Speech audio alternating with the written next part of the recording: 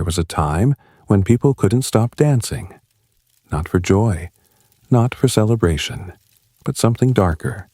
They danced until their feet bled, until their bones broke, until they collapsed and died. It sounds like madness. But I was there, and this is how it began. Dim your lights, grab your blanket, and get comfortable, because what you're about to hear is real. Chapter 1. Summer of Shadows. I remember that summer of 1518 as a time of uneasy quiet in Strasbourg. The winter had been hard on us all. Milk was thin and river low, the earth still recovering from cold. By June, the fields looked thin with brown patches between the golden grain. In the mornings, the air was heavy with the smell of hot earth and late blossoms.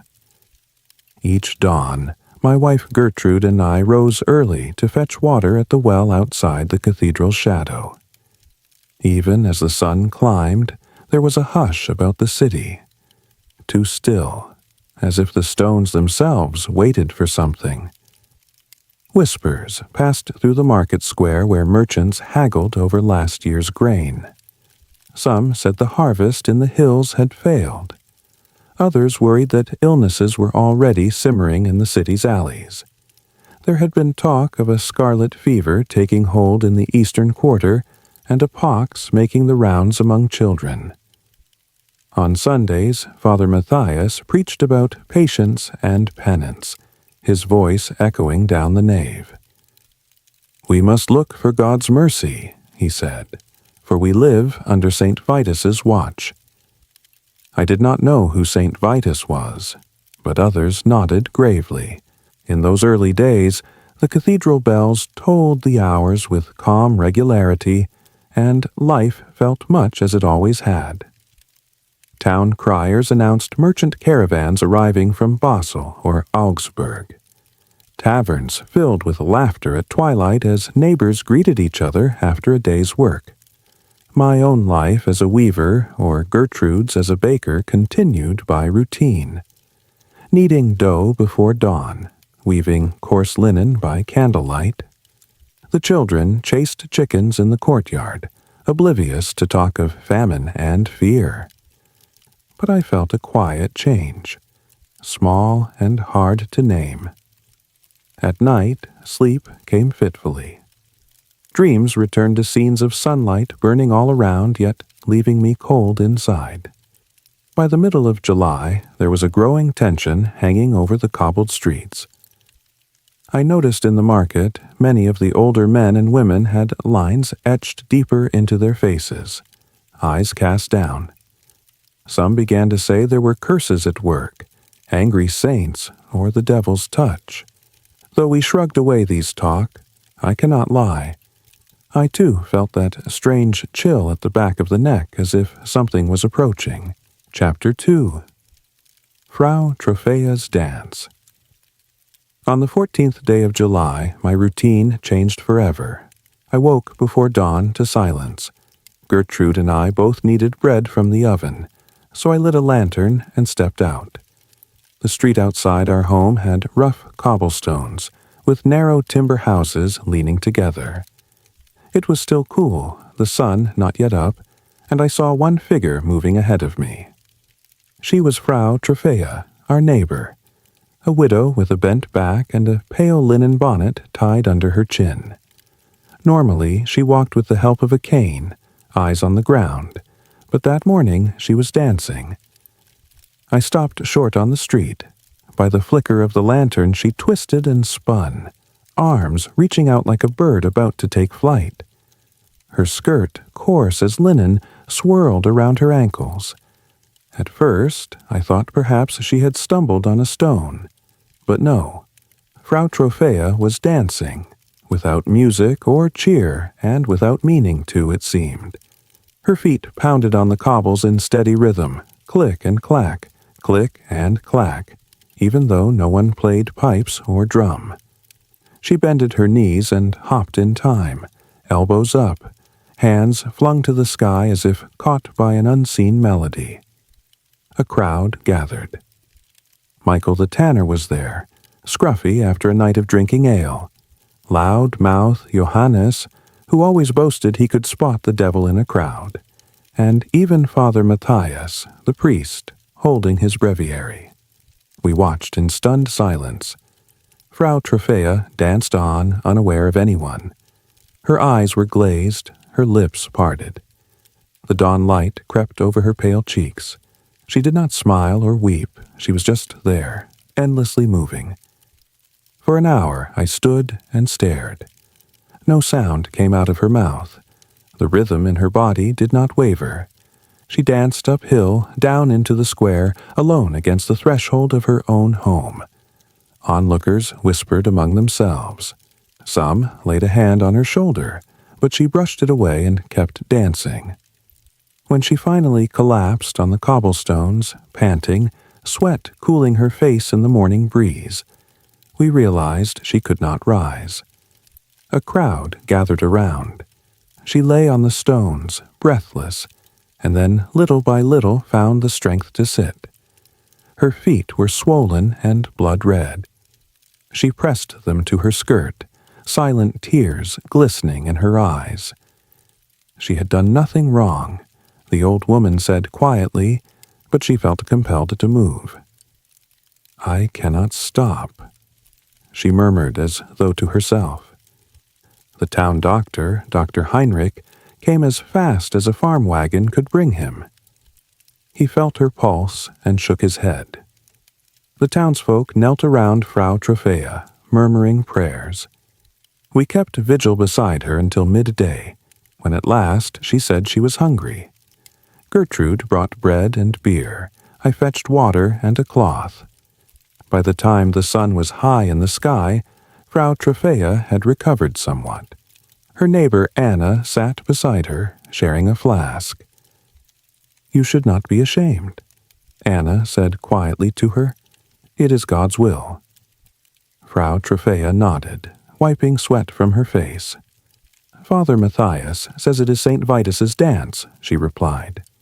"He tells me to pray for forgiveness." Nobody knew what to make of it. When I returned home, I could not work. Instead, I stood by the window and watched the city from above, where my loom sat idle. Outside, the bells of St. Thomas's Church began to toll for vespers, their somber sound filling the night sky. I swore I saw shaking lights in the windows of people's homes, as if in their dreams they danced still. I found sleep fitful that night. My dreams haunted by Frau Trophea's shaking figure. Chapter 3. The fever spreads. By the next morning, news had traveled fast. Word spread through the taverns and workshops that a strange sickness had seized Frau Trophea. We all tried to dismiss it as folly at first, but as dawn broke on the 15th of July, it happened again. This time, it was young Matthias the baker's daughter. Only 9 years old, she skipped into her mother's arms, then suddenly began to whirl. Her skirts billowed, her braid flying out like a flag. "Mother, I can't stop," she cried, and fell to the floor shuddering. Neighbors ran in alarm. By midday, a dozen people in town were dancing. Not a joyful jig at a fair, but sudden wild movement as if they heard a music we could not hear. A street performer in the market began to tap his feet to invisible drums. A blind beggar laughed and started to hop down the alley. 2 young women spun in circles until one screamed and clutched her head. I went to the doctor again. The small clinic by the gate was full. Dr. Heinrich rushed between patients and said, "They need bleeding." "It's overheated blood, or so they say," tossing the words out as if tasting them. The city council, in their hall by the river, convened quickly that afternoon. By evening, even the Duke's carriage rolled through the streets, though I was too far to see whose it was. Our village itself, though Strasbourg is a city, its poor outskirts are much like a village, was filled with tremors of fear. Each cough in the night or errant tap of a spoon at dinner made us all look up. I found myself half watching everyone, wondering if I too would be struck. By the third day, after Frau Trophäa, nearly 30 people were dancing through the streets.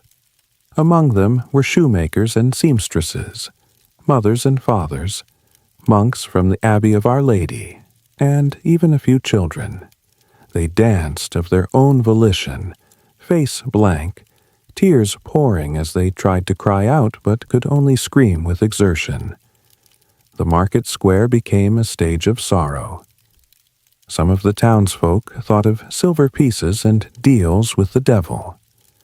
Old Elise, the herb woman, swore that a curse had fallen on our community because the river had been defiled in years past. The bakers worried aloud if the flour might have spoiled. They remembered tales of ergot and rye, though none dared speak it too loudly. Frightened by whispers, Gertrude and I began our nightly devotions more fervently. By candlelight, we prayed together in hushed tones, asking the Mother of God to protect us. I spent one afternoon by the market's edge, watching a small knot of dancers, their movements frantic but eerily calm. Their arms flailed high, eyes distant. I saw old Johannes the quarrier collapse suddenly, mid-twirl, his boot soles turning red with blood as he sank. In that moment, the crowd gasped. Many prayed quietly for him, even as he began to twitch beside the cobblestones. The nights were now filled with lonely steps. Even in sleep, I saw people dancing. Once, I woke believing the church bells pealed, only to find Gertrude's face turned towards the moon, lips moving in silent prayer. Word came that the priest, in a sermon at Mass, blamed our sin and laziness. He urged the city to join a procession to St. Odile's mountain, hoping for absolution. The council set forth decrees. Let the afflicted be brought to the Abbey of St. Vitus in Saverne, the alderman proclaimed. It sounded as if the city believed St. Vitus's curse needed a high altar to lift it. Many eyes rolled at the idea of a saint punishing people to dance for days. Yet few of us dared to question the measures. Fear had wrapped its cold arm around the village. I began to sleep only a few hours each night, uneasy, half awake. I dreamt of moving without wanting to, of invisible hands guiding my feet. Daytimes were surreal. I recall sitting with Gertrude in the garden courtyard, watching a team of men carrying a coffin set down near the church. One more casualty of exhaustion or stroke. Their faces grim told me all I needed to know. Chapter 4. Remedies of Fear. With each passing day, more people joined the dancing plague. By the end of July, nearly every market square and churchyard had a group of chormanics moving to no music. The council, desperate, turned the city upside down for a cure. On a Sunday morning, I sat quietly at a window table, sharing bread with Gertrude. A commotion stirred in the street below. Drummers and pipers, marchers in bright sashes, and a platform being erected. The Guild of Tanners had agreed to let the schoolroom and the guild halls be used for dance, and carpenters rushed wood to build raised planks in the horse market. We watched from above as dozens of musicians played all at once. "They want them to dance it out," said Gertrude. Her eyes were wide, the crust of bread halfway to her mouth. "They hope it will tire them, I fear," I replied softly. "God knows it's madness." I climbed down to join the gathering crowd. On the platform, the choreomaniacs danced under the worried eyes of doctors. They called it a remedy, dance until the sickness broke. It made no sense to me then, but the authorities insisted this was our best chance. 2 women played flute, 2 beat drums and violin strings wailed overhead. Even I felt uneasy notes in my bones as I approached the front of the crowd. In the center of the stage was the old tanner's wife, Beata. She had been dancing nearly 2 weeks. Her face was streaked with sweat and red as a beet. She wore a crown of parsley on her head, an old folk remedy perhaps to chase away evil spirits, and the carved wooden cross from her home hung from her neck.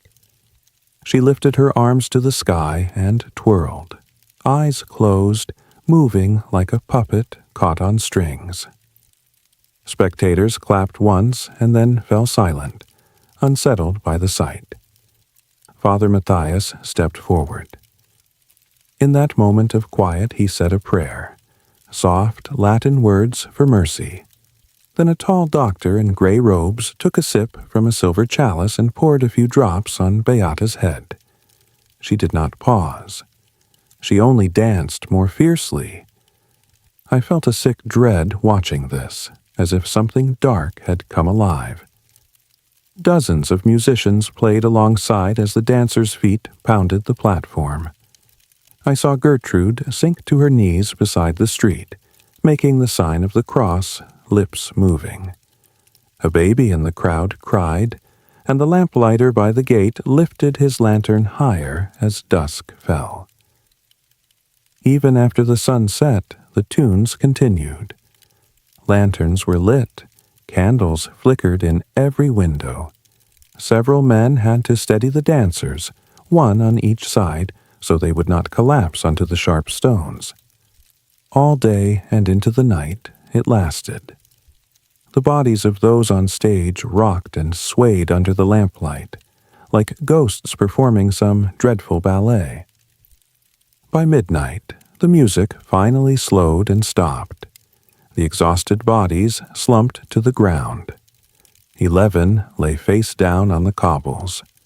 Others crawled, panting and shaking, until their friends lifted them up. The townsfolk in attendance had by now turned to silence. Nobody clapped or cheered. Some even wept. I helped Gertrude carry water to the fallen. All around me, a hush had fallen over the square. The city councilman looking on looked ashamed. Father Matthias looked down and muttered prayers. Before I returned home, I saw one of our neighbors, young Carl the miller, walking slowly back toward the bakery. One foot bled onto his slipper. He held himself upright with a neighbor on each side. "It is over," he said with a faint, crazed smile. St. Vitus looked away at last. In that moment, I realized our daily life was gone. Something terrible had taken root. Chapter 5. Days of Weariness. The days that followed the music saw something neither doctor nor council had expected. More dancers. Some in the crowd had even begun to clap along, a man here or there starting to sway before he realized and stepped back, horrified.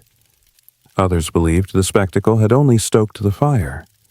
The sight of the dancers blazing in fever had drawn more into the fray. By early August, more than 100 in Strasbourg were caught in this horrifying dance. I began each morning with prayer, each night with fear. Yet the routine of life around it continued. The cathedral bells still tolled, the shops still opened, we still ate, though unsteadily. Trade boats from the Rhine arrived bringing new bread, yet sometimes it felt too little for all of us. People walked warily by each other. The gossip grew strange. The barbers whispered that an even older folk remedy was needed, maybe a relic from St. Vitus himself. Someone began selling small crosses made of wood at the tavern, whispering that red wine consecrated on a feast day would ward it off. Naturally, the sellers of such talismans profited in these days of fear. As villagers, we tried all we could to protect our own families. We locked our doors at night in case the madness crept inside. I remember one night I awoke in sweat, thinking I heard distant drumming. My breath quickened. In the dark stillness, I sat bolt upright in my bed. Gertrude was already awake beside me, clutching our daughter Anna.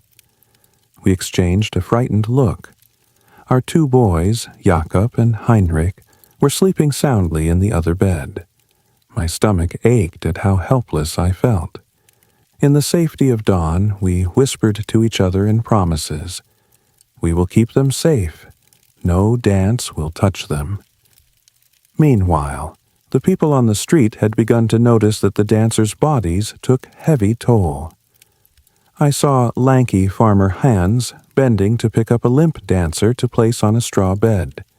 Then Hans himself turned and started to twirl as he rose to lift her out. Both collapsed. Two others around them froze, then swayed back. A dozen men caught them before they hurtled to the ground. Blood pooled on the boards beneath them. The council banned all dancing, except for those afflicted. They closed the markets for a few days. It felt like an eerie calm, but I worried it was too late. I lost track of time then, a blur of heat and fear. One morning, early in August, I recall walking to town with Gertrude to hear if the plague had ended. We joined a queue of silent faces outside the city hall. As we stood waiting, an old poet spouted a lament to St. Vitus. We did penance once, we did penance twice. Oh, send us relief. No one laughed. That very day, the council sent their orders. All public music was banned. Rumors flew that even the watchmen were commanded not to sound their trumpets too loudly. And those of us afflicted, maybe a couple dozen by now, were told to go on a pilgrimage. A wagon arrived at dawn outside the city gate, bringing a black-robed priest with chests of red shoes and tiny wooden crosses. Among the afflicted loaded onto wagons was a friend's sister, Magdalena. She looked frightened as they put those crosses in her hands. I saw her heartbroken as Father Matthias drew 3 red lines on her soles with holy oil. The shrine of St. Vitus was 40 miles west, hidden in the mountains. Gertrude clung to my arm. Should we? Should we go pray with them? She whispered. But I knew there was no balm for these things with us alone. The authorities sent them away 2 at a time in wooden carts, as if they were beasts of burden. That night, from our window, we saw the wagons snaking out of town under torchlight. Each took at least a day. I stared at their amber lights retreating into the darkness, as though the town had given up its own.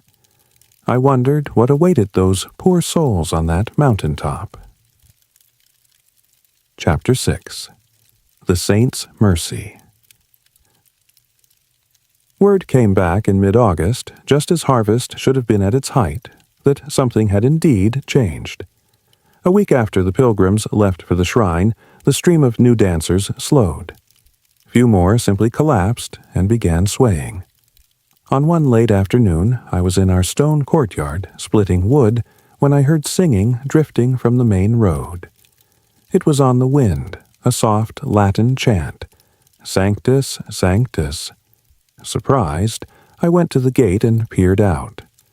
A caravan of wagons rumbled back into the city, filled with the afflicted, looking weary but calmer.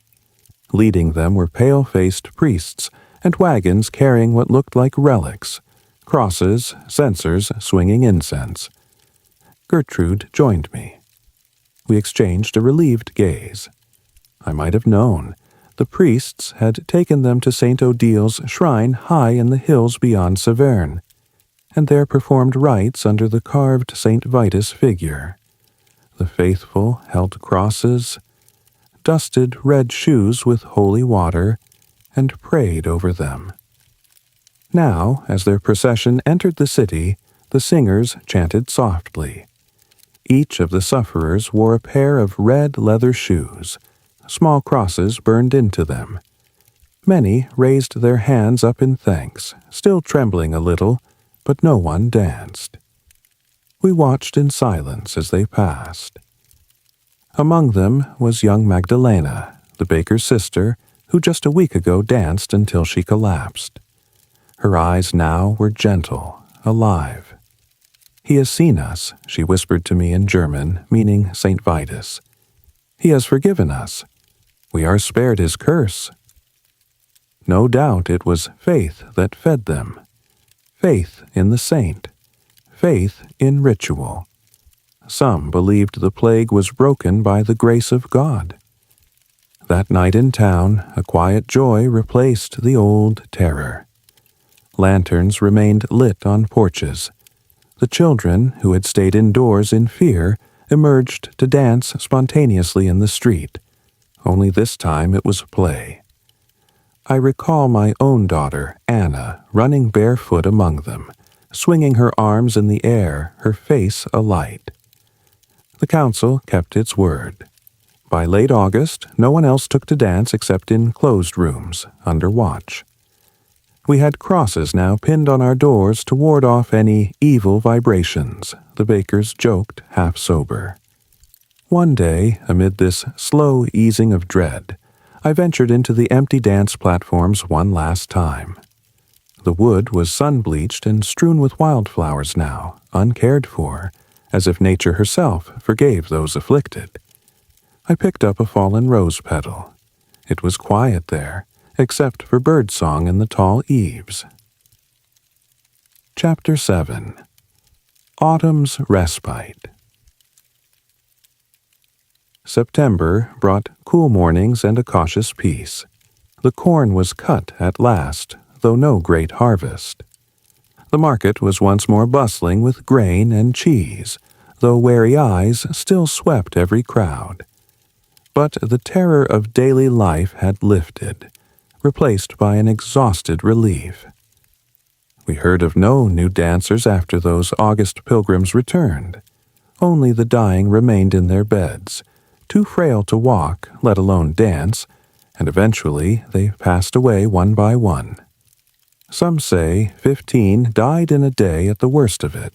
If even 10 had, many families would be shattered. Our family's fortunes remained intact. Still, we did not dare celebrate or sing. We only gave thanks in silence. One Wednesday, I went to the cathedral to pray. It smelled of incense and old wood. We had canceled our usual rent of finest candles, but I put one humble candle in St. Vitus's chapel, burned a little oil in penance. I prayed quietly, for the souls lost, for the saints' mercy, for strength in the days to come. On the door of the church, I saw a small placard posted by the alderman. Dance is forbidden without special blessing by council. Even as I slid it into my pocket, I felt a warmth that simple notice could not muster. Life returned. The smiths clanged at the forge again. The weavers turned their looms. The children laughed in the streets at dusk. Nightmares still came, creeping around the edges of sleep. At times, I awoke in a sweat from the feeling of dancing steps on my chest. But each morning, I forced myself to shake it off, recalling the slow chimes of the bells, the sight of the procession returning in reverence. Each day that turned over peacefully felt like a gift. By November, we had made it to autumn.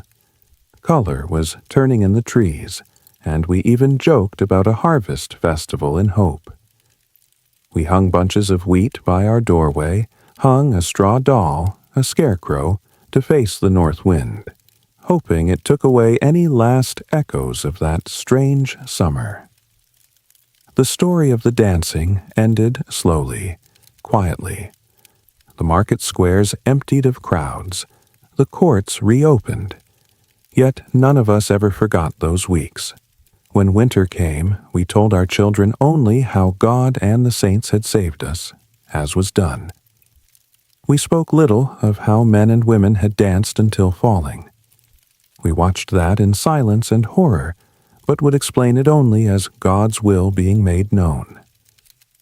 Sometimes in church, someone would say, "It was St. Vitus's dance, you know," and people across rows of pews would grip hands or bow heads.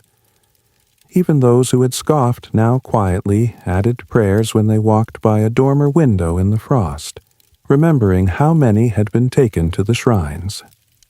In the end, the village, the city's quiet quarters, returned to life. Summer of 1518 became a year for telling in awe. By candlelight in winter, old mothers said the plague of dance was over. We whispered then, over a final sip of barley brew. The village danced and nearly died, but dawn came at last.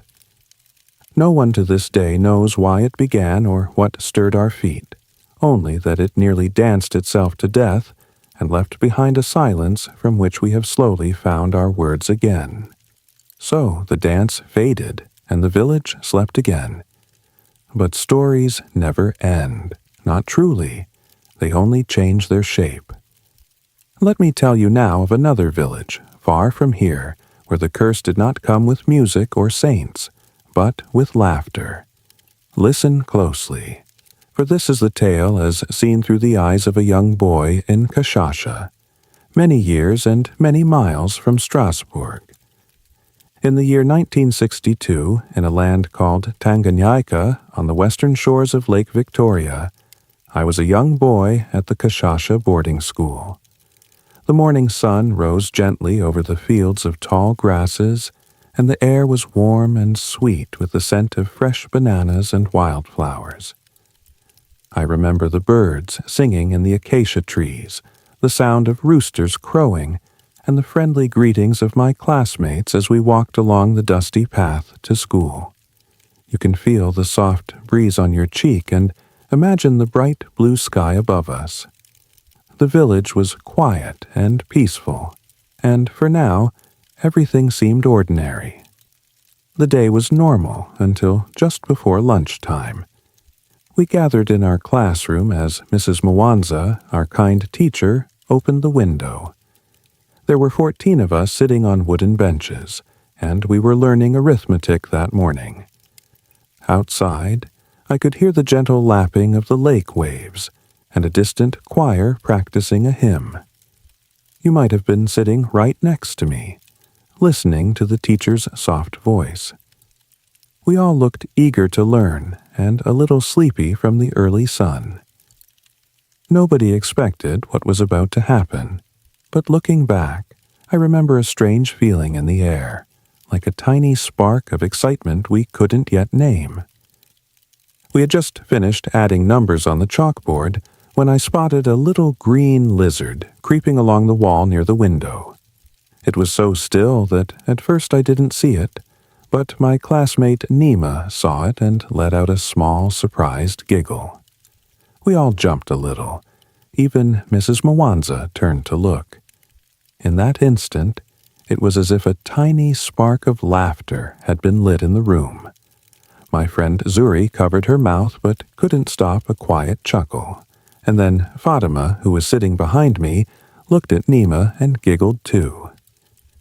The sound was quiet at first, just a couple of friends trying to hold it in. "What is it?" whispered Mrs. Mwanza softly, thinking Nima was joking. But there was nothing funny except our startled surprise. I could feel my cheeks warming as I giggled too, a little embarrassed by it. Maybe you were sitting on the wooden bench next to me, trying to hold back a grin. Soon, one by one, more giggles fluttered out like little butterflies, until the whole class was softly laughing together. Some girls were covering their mouths, others pretending to cough, but it became a chorus. The chalk fell from the teacher's hand onto the board with a soft thud, forgotten in the laughter. Even Mrs. Mwanza had a gentle smile, amused but puzzled. It happened so naturally. A small laugh, then another, until we were all caught in it. The warm sunlight through the window seemed to dance with us. I remember thinking it felt like the sun was in on it too, winking at us from outside. Perhaps you were standing by the doorway, hearing the gentle waves of our laughter growing louder. At that moment, none of us were upset. Instead, we were a little bit happy and a little bit confused. What could have made us all laugh at once? That evening, as the sun began to set behind the hills, we girls whispered together in the dorm. Many of us were still giggling softly, even after dark. I remember lying on my bed with wide eyes, staring at the wooden ceiling, thinking, maybe this is just a strange dream.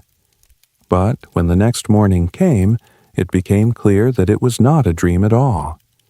The laughter had taken on a life of its own.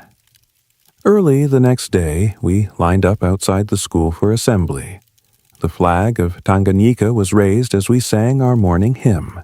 But, as my friend Aisha sang, I suddenly saw tears of laughter in her eyes. She tried to hide her face behind her hands, but another laugh burst out. In an instant, it spread.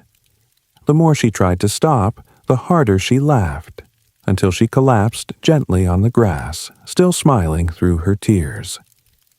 We all rushed to her side. You might have been there with me, feeling both worried and amazed. By the time classes started, we realized we could not concentrate at all. Sitting quietly in the dorm to study our Swahili lessons, every small sound could trigger another round of giggles. When someone said a word that sounded funny, or when a pencil rolled off a desk, laughter followed. Our teachers tried different tricks. She had us stand up, then sit down, read poems aloud, even rub our stomachs and take deep breaths together. Nothing stopped it. I remember counting under my breath, 1, 2, 3, and bursting out laughing at 10 for no reason. At home, during the midday break, my mother told me, "Take some tea, my child." And even the smell of the boiling water tickled my nose. I giggled into my cup and spilled a little on the table. Mama laughed too, but her laughter was kind and soft, not like ours because our laughter was warm and strange. Sometimes I wondered if this laughter had turned into something we would never turn off. No one scolded us. The teachers looked tired, the principal concerned, but they treated us gently. It was as if a gentle spell had been cast over us that no one knew the words to undo. We started calling it quietly in our heads the laughter spell, because nothing else seemed to explain it. And so the days passed with our laughter echoing like a song through our small village classroom. After almost a month of laughing fits and puzzled faces, word came down that our school would close for a break. The headmistress announced it calmly. For everyone's well-being, our school will pause, and you will return home. The moment she said that, a strange hush fell over us, just for a second, before another round of giggles broke out. We realized how exhausted we were. Many of us had been laughing for hours at a time and needed to rest. Because it was a boarding school, we usually lived in dormitories far from home. Now we were sent home early. My heart jumped thinking of my own village, my mother and father waiting at the gate. I wondered how they would react when I came walking home still smiling. On the last morning, we marched home under a clear blue sky. Along the dusty road, neighbors who saw us told their families about our strange condition. Some whispered, "What is this laughter sickness?" Others chuckled quietly when they heard us. We sang a final song as we walked, though the laughter was softer now, as if we were all tired of carrying it inside. When I reached my house in Kashasha village, Mama met me with a gentle smile and a warm hug. "Take some rest, my dear," she said softly. I spent the afternoon resting on the cool cement floor, dreaming of the lake's blue waves. When I woke, I still felt a little giggle caught in my throat. Mama brought warm tea and biscuits and smiled again. "The world will wait until your laughter settles," she said kindly. I nodded, grateful to be home, but also a little scared, wondering if the giggles would find me even in sleep. The next days were quiet. The tall grass whispered with the breeze, and my grandmother rocked slowly on the veranda, telling stories of old times to the younger cousins. They listened, wide-eyed, as Grandma spoke of a day in the forest where a family of bees danced in circles, a tale that made even her smile gently. The world around us had slowed down, and in its quiet, I could feel the weight of the laughter lifting ever so slightly. After 6 long weeks at home, the rains fell and the earth turned green once more. We had letters from school reminding us to come back on May 21st. When I arrived with my classmates, the dorm felt familiar and comforting again, but also a little more quiet. Our first week back was calm. We studied, we helped in the garden, and we told stories of our break. I felt relief that things seemed normal again. But then, one afternoon in our old classroom with its painted tin roof, something strange happened once more. Sister Mercy was showing us a map of Tanganyika and Uganda, reminding us how big our country was and that we were free and independent. As she spoke of the places we had learned about in school, one of the girls at the back, Zara, started to giggle. It was a soft sound at first, almost like a hiccup. I watched Zara as she clasped her hand over her mouth, trying to hide a grin. Our teacher paused and gave her a gentle look. Zara shook her head. No. Then, before Sister Mercy could even say anything, Zara began to laugh. Quietly at first, then louder and louder. It felt as if a tiny spark had been dropped into dry grass again. Zara's giggle touched her bench, it flicked to the next row, and soon it danced on every girl's lips. Within seconds, everyone was chuckling. The giggles started slowly as if testing us, but soon we were all caught in it again. We tried the same tricks as before, standing up, taking deep breaths, even reciting our multiplication tables together, but nothing changed. One girl joked, "Maybe it's the rain making us happy." And another laughed, "Or the map. Look at all those places." But how could a map cause giggles? We just knew it was happening. I remember touching my own cheek, wet from laughing and giggling at myself. "Hello, giggling Amani," I joked softly under my breath. Perhaps you were sitting on that bench with me, feeling the same mix of confusion and delight in your belly. By the end of that class, we were all breathless from laughter again, some of us collapsing on each other with relief. It was just like before, and I could feel that familiar flutter in my chest, the old, sweet panic returning. Once more, we were laughing for no reason we understood. We had hoped the laughter was gone for good after our school closed again, but as summer days passed, new rumors drifted through our village. Mama was filling water jars at dawn when she heard women whisper among themselves. "In Nshamba, they're laughing too," one friend said. Nshamba was another village far away, beyond a wide river more than 50 miles from Kashasha. Mama's face turned curious. How could the laughter have reached so far? In July, a month after our second closing, I traveled with Sister Mercy to visit my Aunt Zuri in Nshamba village. We bounced along the dusty road under a wide sky, passing fields of maize and sugarcane. When we arrived, Aunt Zuri hugged me tightly, her eyes kind but tired. That evening, she pulled me close and told me the story of Nshamba. "In our school, the girls started laughing too, just like at Kashasha," she said softly. I gasped. My cousin whispered, "At Nshamba, they laugh and cry together too, just like us." I learned that hundreds of children there had been affected, just a little after our outbreak. It was the same kind of laughing fits, giggles and tears and a bit of running around. They had closed that school when most of the girls could not stop laughing for days. In the dim light of Aunt Zuri's hut, I realized our laughter had not stayed in Kashasha alone.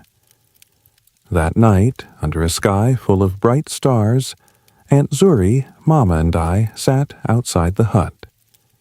We spoke quietly about the laughter and what it could mean. Aunt Zuri said some believed it was carried by a wandering spirit of happiness traveling from child to child. Mama smiled and said, "Maybe it's our joy and worries all mixed together, teaching us to be strong." I listened and felt the night breeze wrap around us. It seemed to carry a soft echo of distant laughter, as if the wind itself remembered our voices. Before I left Nshamba to return home, I visited the empty school there. The building was quiet that day, but in my mind I pictured it filled with girls laughing just as we had. On the wall I saw chalk marks from their lessons, and in the silence I imagined the echoes of their giggles. The old church bell rang in the distance, and it sounded familiar. I realized that even though Kashasha and Nshamba were far apart on the map, we were connected by the same strange laughter. I held Aunt Zuri's hand, grateful for home, but also grateful I knew others shared. Back in Kashasha, the whispers grew even louder.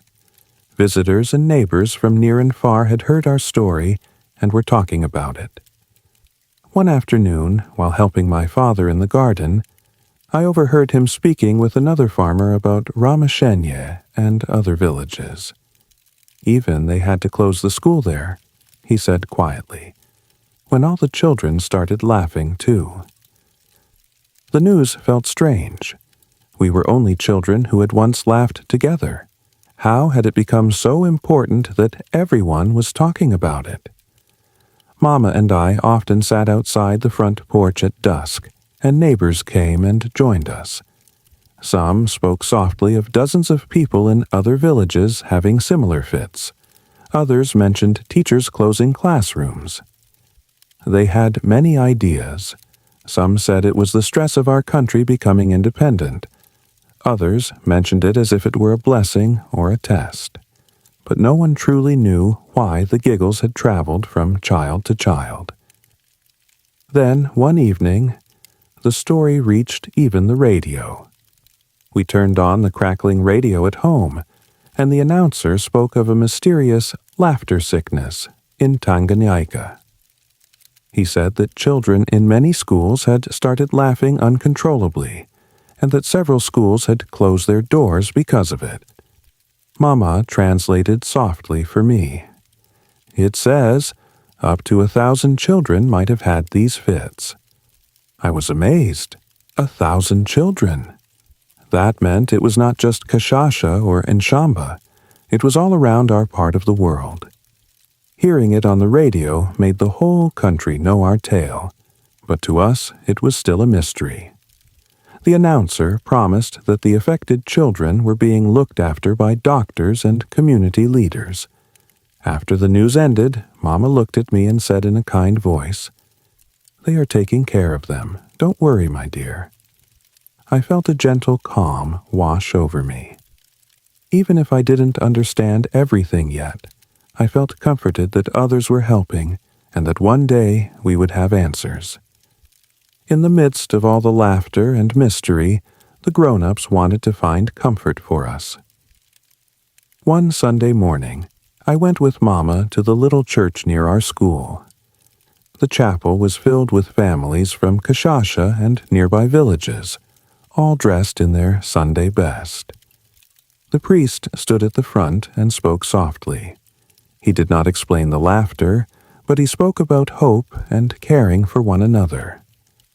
"God watches over us," he said kindly. "Even when we laugh and cry, He is with us always. We all prayed together, holding hands and singing a gentle hymn. The church filled with the warm sound of our voices. Despite all the tears and giggles, I felt something calm settle in my heart. In the pews nearby, a little girl let out a soft giggle during a prayer, and the congregation simply smiled at her and patted her back. The priest gently encouraged everyone to clap softly and then hug the little girl, as if our laughter had become part of our faith.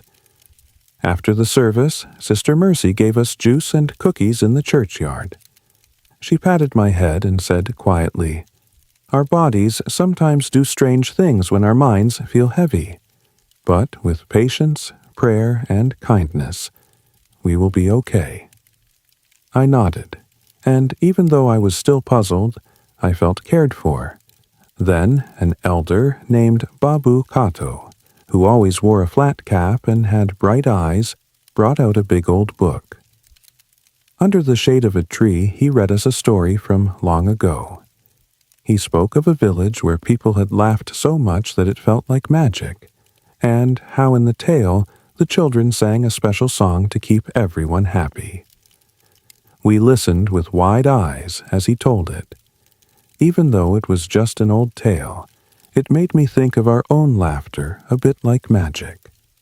In that moment, I started to believe that maybe our own laughter had a gentle meaning after all. By the time the next rains began, something calm happened. The laughter slowly began to fade away. It didn't stop all at once, but day by day, fewer of us found ourselves caught in fits. By the time the rainy season had settled in, only a handful of children were laughing each day, and then even they began to pause. Some people said the laughter had spent itself on us like a big wave that had nowhere else to go. I remember one quiet morning when I realized I hadn't giggled in an entire week. I was sitting by Lake Victoria watching the sunlight dance on the ripples when I felt a peaceful hush in my chest. It was as if a small weight had lifted. The air still held the distant memory of our laughter, but now it was just a soft echo, easy to carry. When our school reopened in October for the new term, we greeted each other without the sudden bursts that had once come. We did our lessons and sang songs, but this time it was all by choice, not by accident. The afternoon bell rang, and we walked home chatting as usual, noticing the bright green of the fields and listening to the frogs beginning their evening chorus for the first time in months. Our headmistress made a small announcement that day. "We have all recovered," she said with a gentle smile. "Our children are safe and healthy again." A warm hush of relief ran through us. I understood then that, indeed, we were well again, even if we still remembered the strange weeks of laughter. Everything was peaceful again, just as I had believed it would be. Years have passed since those days of laughter in 1962. Now I share this story with you by the gentle light of the fire. You might be wondering why I tell a story about so much laughing. Listen carefully. Sometimes life brings us surprises we cannot explain, but even in those times we find strength and kindness. I remember how our families and communities came together. Neighbors who had never met suddenly became friends because we all shared this strange experience. We learned to care for one another, to be patient and understanding. We saw that even when something unusual happens, there is still much love around us. I also think of how our country changed soon after. Tanganyika became Tanzania, a new nation of people smiling together. Perhaps our laughter was a little like a welcome to the future, a reminder of how joyful we could be when faced with new beginnings. But most of all, I learned that laughter, true, joyful laughter, never truly leaves us. It might surprise us or even trouble us sometimes, but it reminds us that there is light and hope in the world. I remember how, at night, after all the laughter had quieted, I would fall asleep with a smile, because I knew our voices had echoed across the hills, and now the world was calm again.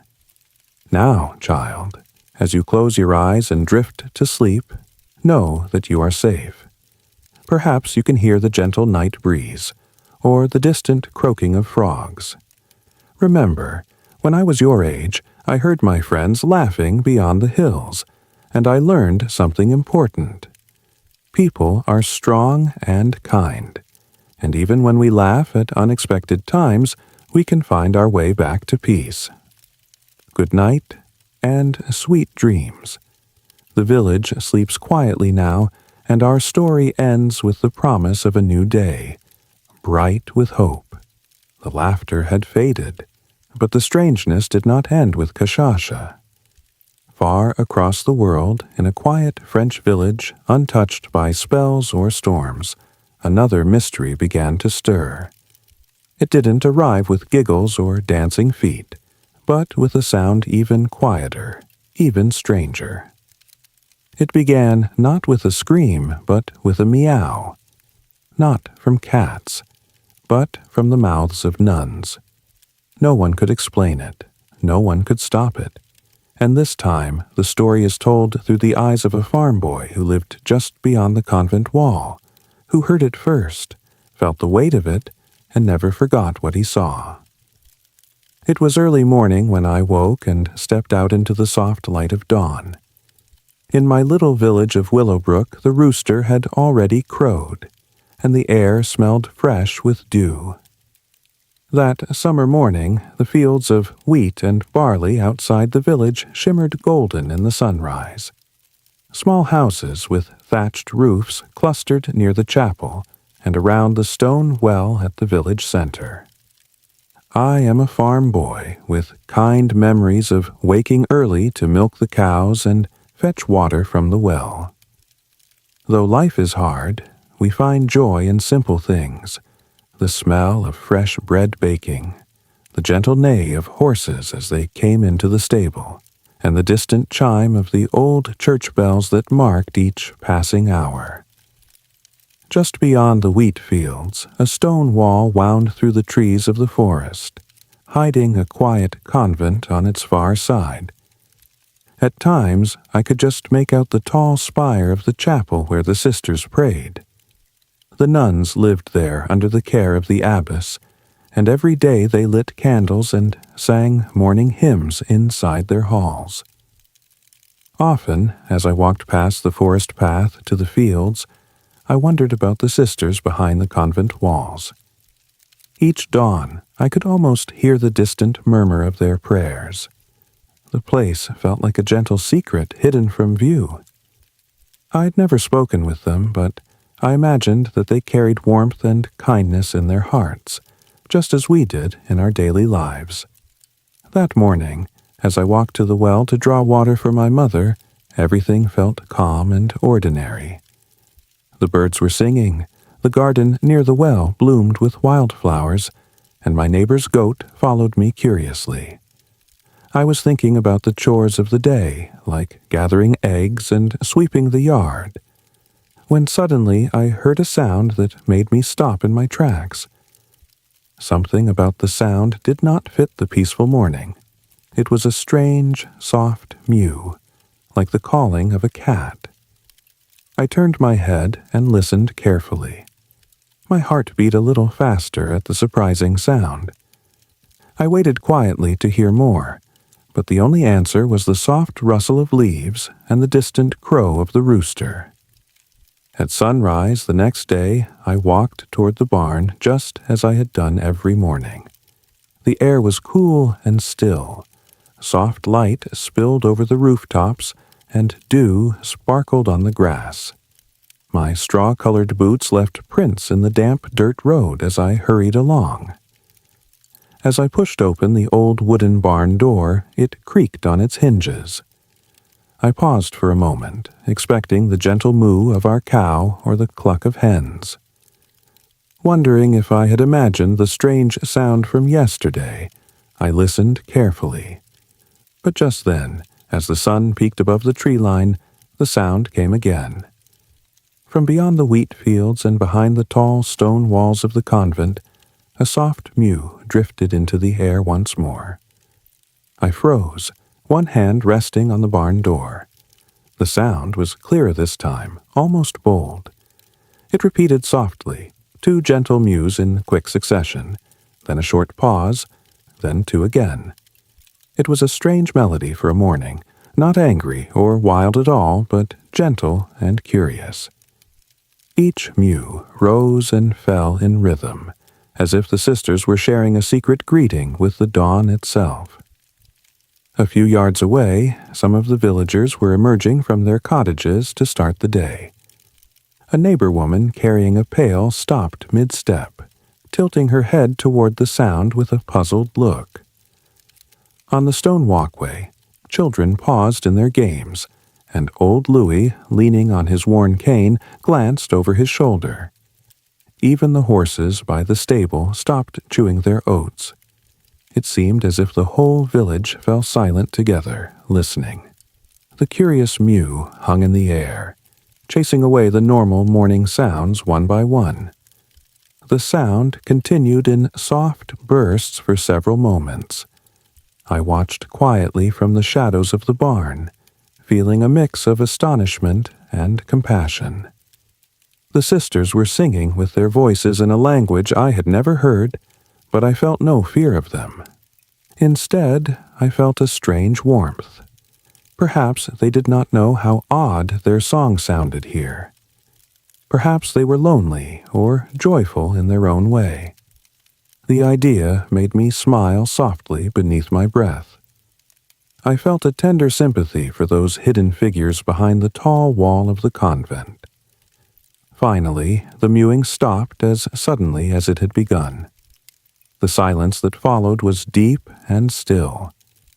In that quiet moment, the rustle of wheat in the breeze and the distant crow of the rooster returned. The old barn door creaked again as the morning chores resumed. The chirping of birds timidly began once more. Around me, the villagers exchanged curious glances, their eyes wide and serious. I could feel the questions in the air. My heart was still thumping gently, and in its steady beat I knew that something strange and beautiful had happened just beyond our sight. That afternoon, the mystery of the morning sound lingered in my thoughts.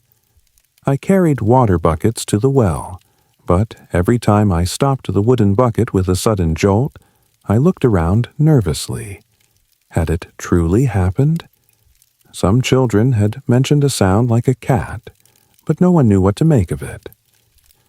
As I drew water from the stone well, 2 mothers nearby leaned on the wall and exchanged quiet words. One of them glanced over and smiled gently at me as if to say, "Did you hear it too?"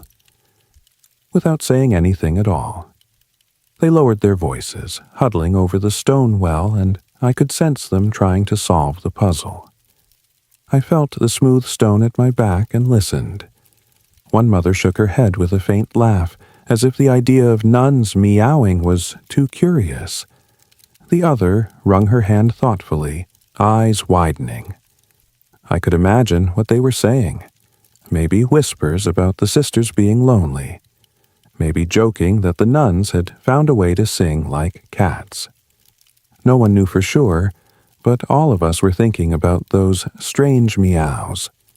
From my place by the well, I watched the shadow of the convent wall as clouds passed overhead.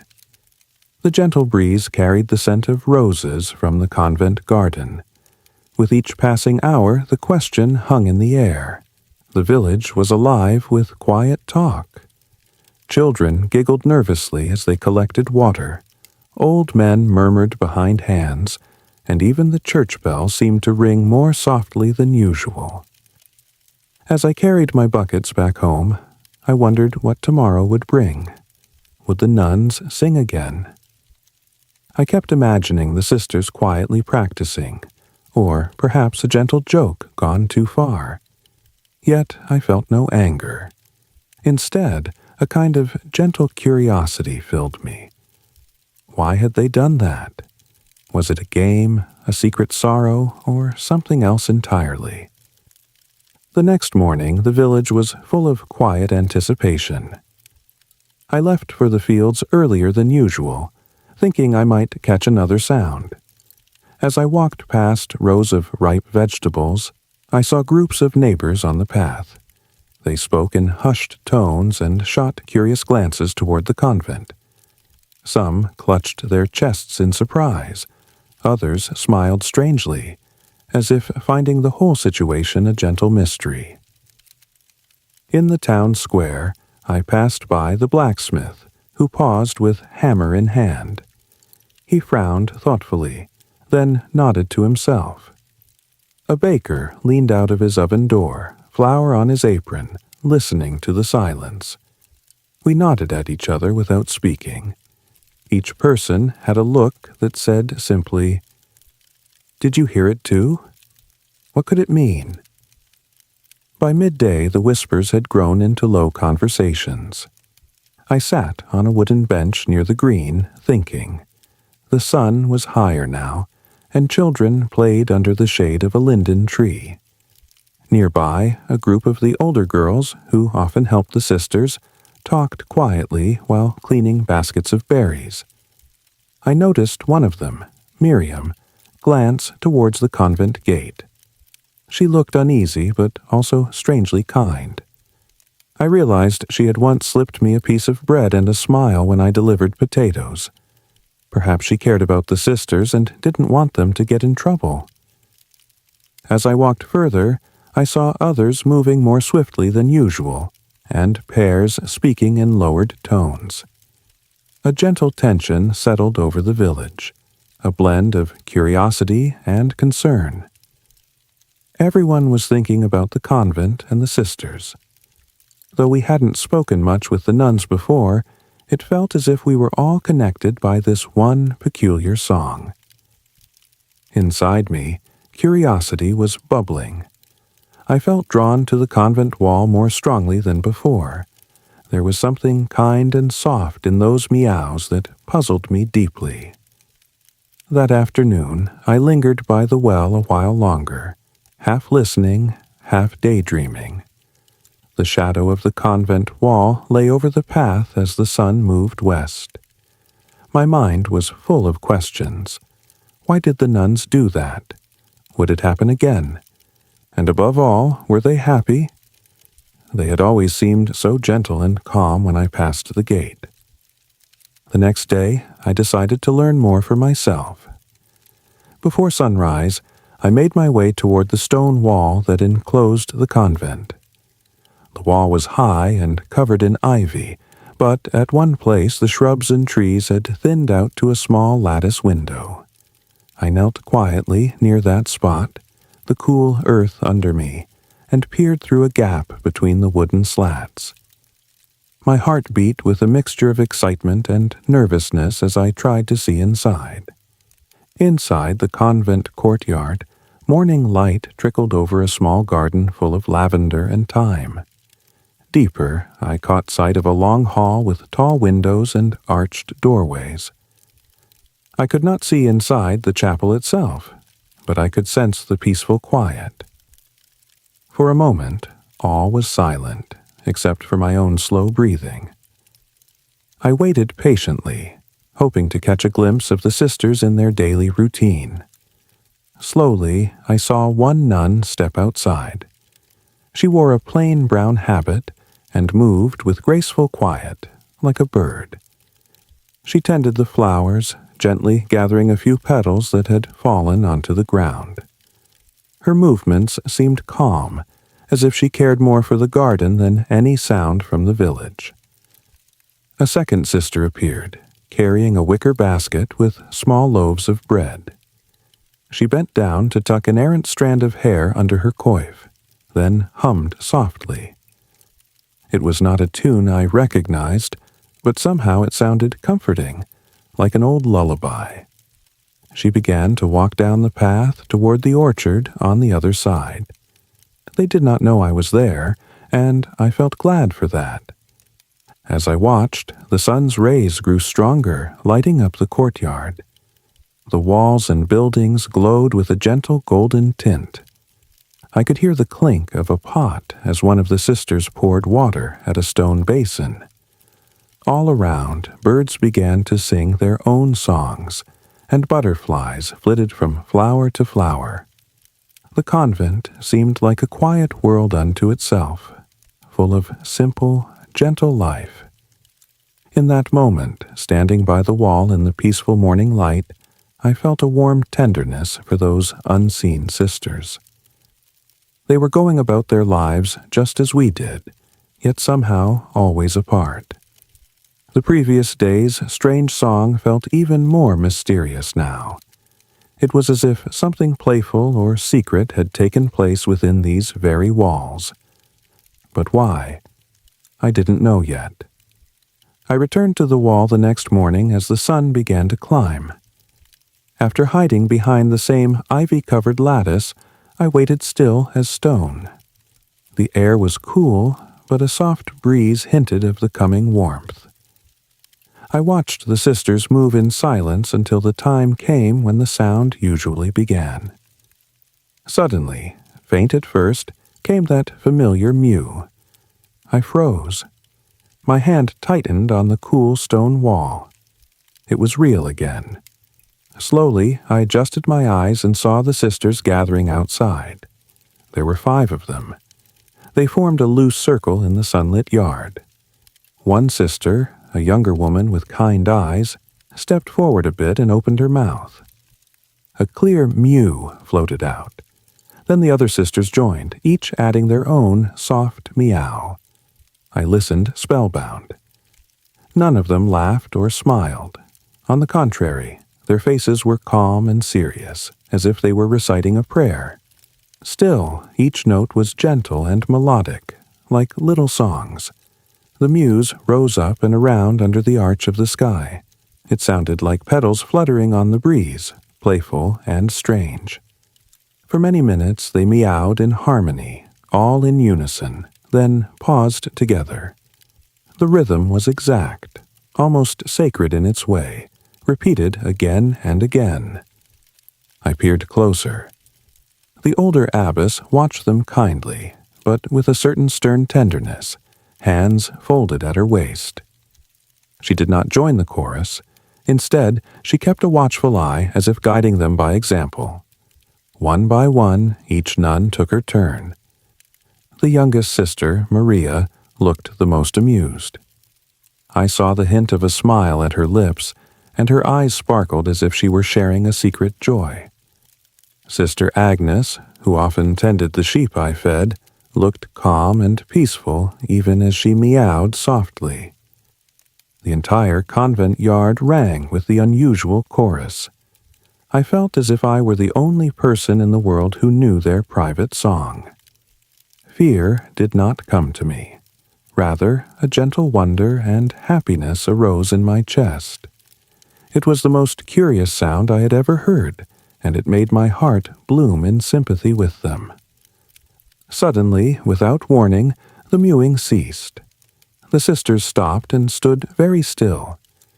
There was a moment of silence so deep it felt like breath held all around. The abbess nodded once, softly, and the sisters separated as if nothing extraordinary had just happened.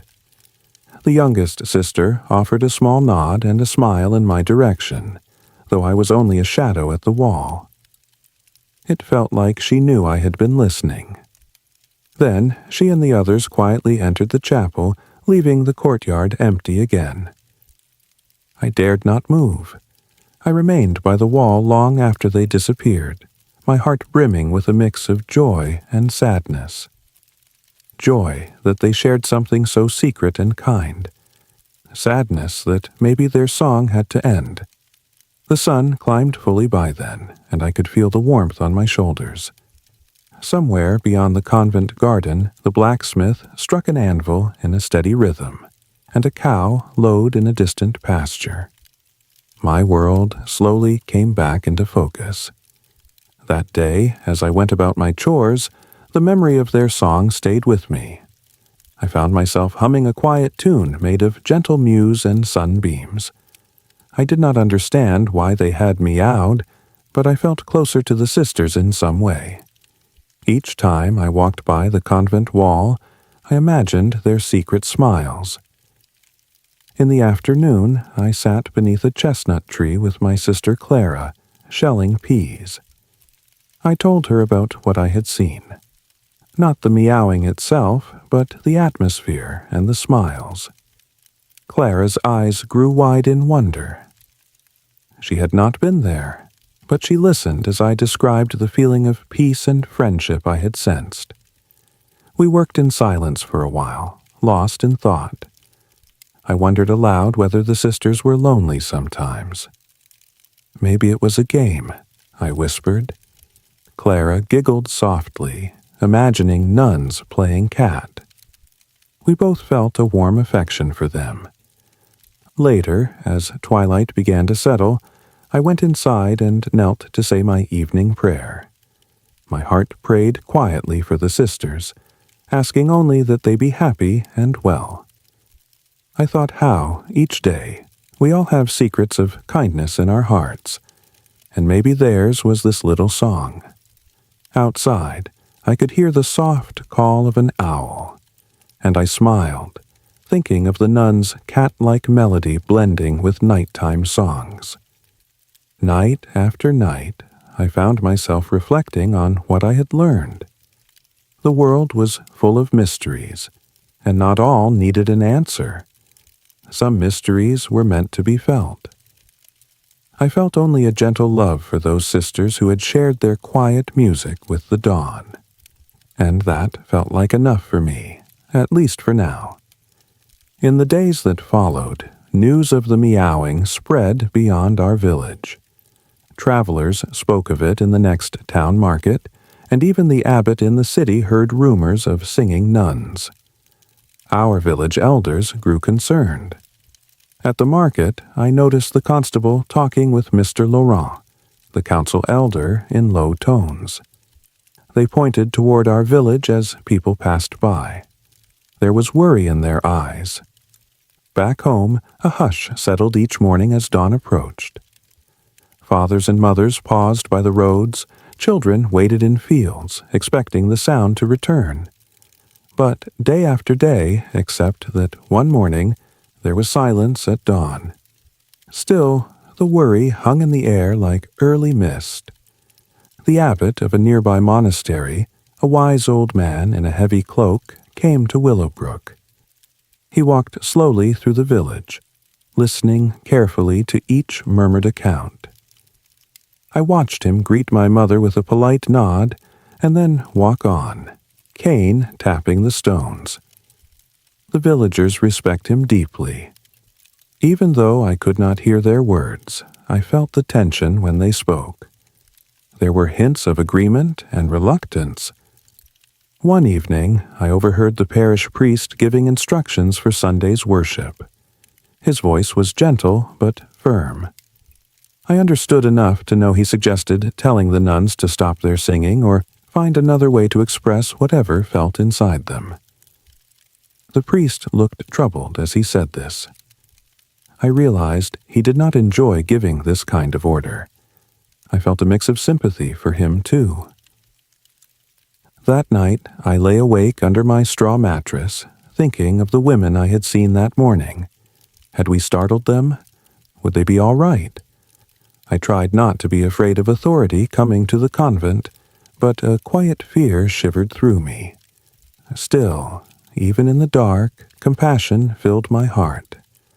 I fell asleep with a prayer in my mind, that whatever happens, the sisters would understand that we did not mean any harm, and that they would not be punished for sharing what I believed must have been a kind impulse. Just before dawn on the 7th day after the sound first appeared, the village elders gathered at the chapel. As I took my usual early walk, I saw them carrying lanterns and talking in hushed whispers by candlelight. The village council and the abbot were meeting at first light to discuss what to do. It felt serious. Later, when light filled the sky, I saw riders on horseback leaving the village on the road to the nearby town. 2 men in dull gray uniforms accompanied them. I knew immediately. Messengers had been sent to the Lord's men in the town to fetch help. Soldiers or guards would come to confront the convent. The news spread like a sudden breeze. No one panicked, but worried glances were shared. Mothers clucked cheeks of their children to hush them. Old men shook their heads sorrowfully. I felt my stomach tighten. This meant trouble for the sisters, trouble for the mysterious good they had brought with their song. All day I kept busy with chores, trying not to think about it too much.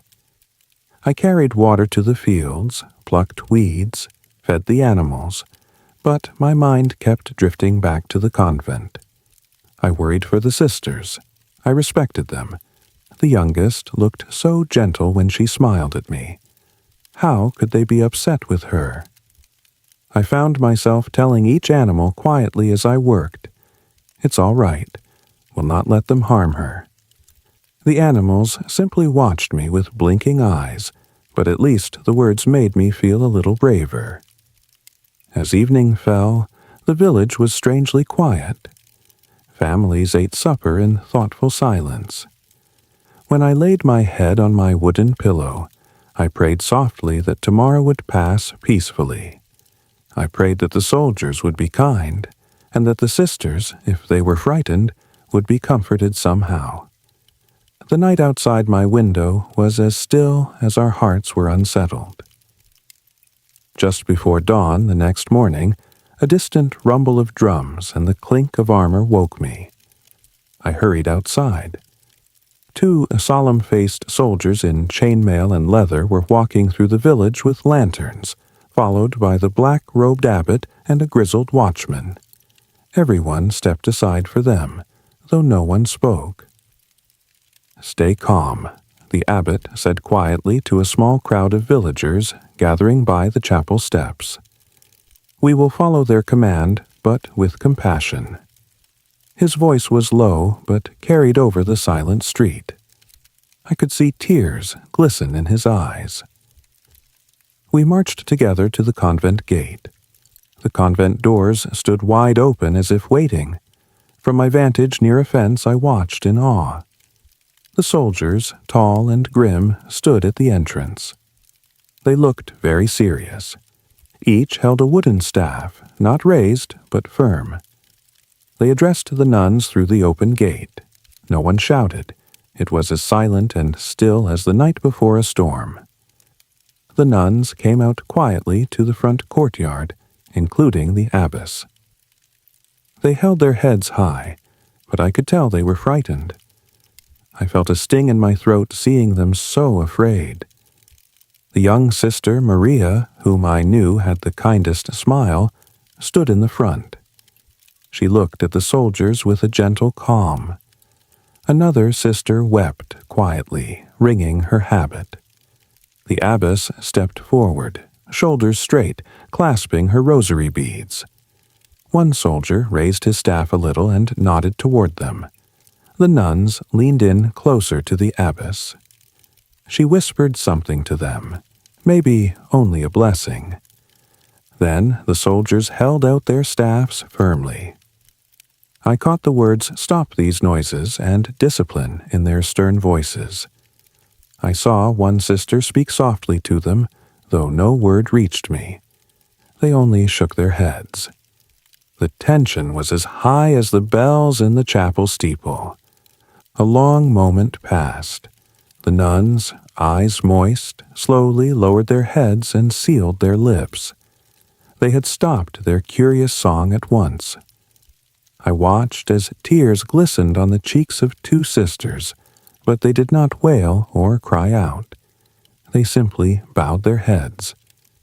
After what seemed like an eternity, the soldiers relaxed slightly and the abbot placed a comforting hand on the abbess's shoulder. It was over. The meowing had ended, quieted by fear of punishment. I felt a deep ache in my heart. But then I also felt something warm and proud, proud that the sisters had shown bravery in the face of misunderstanding, and gentle for the kindness they had shown in their song. That morning, as the sun rose fully, the convent and the village both stood in a heavy, changed silence. Soldiers remained at the gate for a while, but eventually turned back to join the riders and abbot as they left. They had done their duty. The villagers parted to let them by, and all was quiet again. The next morning the air felt oddly empty. I walked through the village as usual, but something was missing. There was no meowing at dawn. There was only the usual morning chorus of roosters and crows. Everyone moved more slowly, as if waking from a strange dream. At the convent wall, I still looked through the lattice window, but the yard lay still and silent. Through a small window, I saw a pair of sisters carry baskets of fruit into the kitchen and speak only in gentle whispers. Another watered the herb garden. The younger sisters still smiled kindly at each other, but the sound they made now was only laughter when one tripped on a basket handle, not the structured mew we had heard. I sighed softly. It was peaceful, but I missed the other sound. In the market that day, nobody joked or even spoke of it openly. It was as if we all knew not to mention it any more. When I fetched hay for the horses, I overheard a child ask his mother if the nuns would meow again, and she softly told him that God probably wanted them to be quiet. I saw the child's puzzled face. I imagined myself at that age, uncertain and sad. At noon, some villagers gathered by the chapel to pray for understanding. My mother went with them, her face kind but serious. I stayed near the well, thinking about what had happened. The silence around me felt different, heavy with relief, but also with sorrow. We had been rid of the strange sound, but lost a beautiful mystery with it. Late that afternoon, I walked slowly along the edge of the wheat fields. A lone blackbird perched on a fence post and tilted its head at me. I felt a gentle breeze in my hair and the warmth of the sun on my neck. I remembered the sisters' faces, calm and brave, even when threatened. They had performed that peculiar song with dignity. As I walked, I prayed quietly that their hearts were not broken. I said that if I ever saw them again, I would offer them a flower or a bow as a greeting. Perhaps in some way they knew we now understood how special they had been. By evening, the village had settled back into its quiet pace. Children played in the courtyard without glancing at the convent wall. The horses whinnied in their stalls, and the church bells rang as always. The only lingering sound was the gentle rustle of the barley in the fields around Willowbrook. That night, as I lay in bed listening to the crickets, I thought about everything that had happened. The world felt a bit bigger to me now, full of strange wonders. I remembered dawns filled with meows, laughter under the convent wall, and the kindness in the sisters' eyes. Mystery had touched my world, and even though it had been silenced, its memory remained gentle and warm. I closed my eyes and imagined the sisters tucked away in their dormitory. Perhaps they too were recalling those mornings. Maybe in the quiet of night they smiled softly at the memory. I felt them close somehow, their hearts kindred with mine because they trusted something unknown to me. I understood, at least a little, that sometimes people do odd things for reasons we cannot explain, but that the world can be full of love even when it is strange. In the morning, I would bring an offering of lilies to the convent gate, a humble thank you for their strange song and for what it had taught me. But for now, as the moonlight silvered my room, I felt only peace. The mystery had passed, and in its place had grown something sweet, compassion that spanned the stones of walls, curiosity that made old days feel magical, and a memory to keep like a secret lullaby. And with that thought, I drifted off to sleep, the soft night wind whispering through the window, and the gentle mystery of the meowing sisters humming in my heart. Now enough stories. I assume you're asleep by now. If not, comment below, and I'll gently escort you to Rome, year 64 AD. That should help. You wake up sweltering in your cramped, rented insula apartment. Think of it as Rome's equivalent of a collapsing high-rise. The straw sack mattress you sleep on fights you for every inch of space, and the air is thick with the stale sweat of tenants past. Morning sunlight stabs through a cracked plaster wall, limping into the room like a drunk trying to find the latrine. You blink at the dim, open-air atrium above your head, and realize that your roof is just a ragged cloth patch. One more day in paradise. Your nose wrinkles as the odorous aroma of last night's cheap wine, courtesy of the tavern down the block, and half-burned olives lingers in the air. Already, a cockroach scuttles across the stone floor and up the leg of your wooden stool. Great, you think. A morning greeting committee. To make matters worse, every inch of the place feels like it's curdling under the heat. Plaster falling off walls, rats fighting over leftover crusts in the corner, and the faintest hint of last summer's mildew clinging to the ceiling beams. Your forehead glistens instantly with sweat. The thermometer reads insufferable, and you haven't even left the bed. Welcome to morning in ancient Rome. You gingerly stretch your arms and immediately wish you hadn't. The cheap wool tunic you slept in is bound tight against your skin, soaked through and scratchy as goat hair. You hobble to your single window/balcony. No glass, just battered wooden slats that rattle on their hinges. The view is disturbingly familiar. A courtyard ringed by more insulae, each leaning drunkenly against the next as if they're all too shy to stand tall. From here, you can hear the city coming alive. A bleating goat, a cackling chicken, and a fishmonger down below hacking at an eel, all underscored by the distant ring of a temple bell. The air tastes like boiled cabbage and burnt incense from a neighbor's household shrine. You blink back the bitter tang of yesterday's wine lodged at the back of your throat and start your day with a prayer to the Lares and Penates, those little household gods in your wall shrine. Watch over us, you mumbled last night as you collapsed into bed, and again this morning, since being a Roman citizen doubles as being its own kind of prayer group. You sprinkle a pinch of yesterday's hard porridge onto their altar. It's the cheapest offering you can afford. And mumble a thank you for A, not collapsing from hunger yet, and B, not catching fire or being thrown to the lions in your sleep. The little clay figurines stare back blankly. At least they look unbothered by your predicament. With the prayer done, and somewhat wishing you hadn't skipped last night's due diligence, you give a resigned sigh. Standing up feels like waking up attached to a ship's anchor. Your joints protest with every creak. The morning sunlight is growing obnoxious, flooding in and spotlighting the flecks of dust floating above your unmade bed. You slouch on a stool to tie your sandals, because Rome's roads care not for bare toes, and almost immediately your knee bangs against a wooden chair leg. The chair, you're pretty sure, was held together with old bread and hope.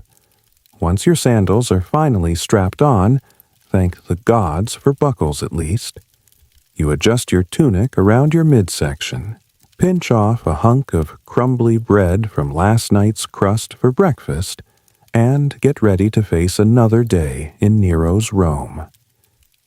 It isn't exactly the Versailles life you imagined when you heard the emperor's name. You glance up at your cracked ceiling one last time. Somewhere up there, pigeons have built a nest in the daylight. An egg cracks onto the grimy floor below with a plop, splattering yolk on your dust-covered triclinium. You swallow hard. The gods have a weird sense of humor. But hey, congratulations, you've woken up a Roman citizen. Now the real fun begins. By ancient standards, breakfast, ientaculum, is a deluxe affair. A hunk of coarse wheat bread the size of your dirty hand, dipped into a communal bowl of watered-down wine, called pasca to keep the moment classy, and a handful of olives that look like they've seen more sunlight than a city dog. You gobble down the bread like survival depends on it, because it does, as a sweet taste of yesterday's mold blooms on your tongue. Ah, the bonus bacteria. Nothing says, enjoy your breakfast, like a dance of microbes in your stomach. The bread itself is dark and heavy, baked with whoever knows what grain. White bread is for patricians. You're on the grown and black loaf diet. Today's loaf has a suspiciously fuzzy edge, but when you break it, the gooey moldy part nearly licks your fingers. You curse under your breath and hastily blow on it, trying to dislodge the speck. No luck. Deciding to trust the gods, or maybe just your iron stomach, you shove the chunk in your mouth and swallow. A warm wave spreads down your gut. Either that's hunger or dysentery, assigning your lunch check in advance. Better not think about it. Beside the bread sits your breakfast drink. Watered wine that tastes like canal water left out in the sun. Well, at least it has alcohol going for it. You guess it was diluted with water from the fountain, or maybe that was just the wine separated itself. Despite the poor vintner's attempt, it still hits your tongue with a mild buzz. A necessary perk since all public water is served through lead pipes here. A luxury in Rome means a risk of poisoning, but for now it just makes your headache recede enough to deal with morning. You mutter thanks to whoever invented lead pipes. Maybe Claudius, maybe the plumber who lined Nero's private baths, as you toss the cup back in one swig. Bravo, civilization.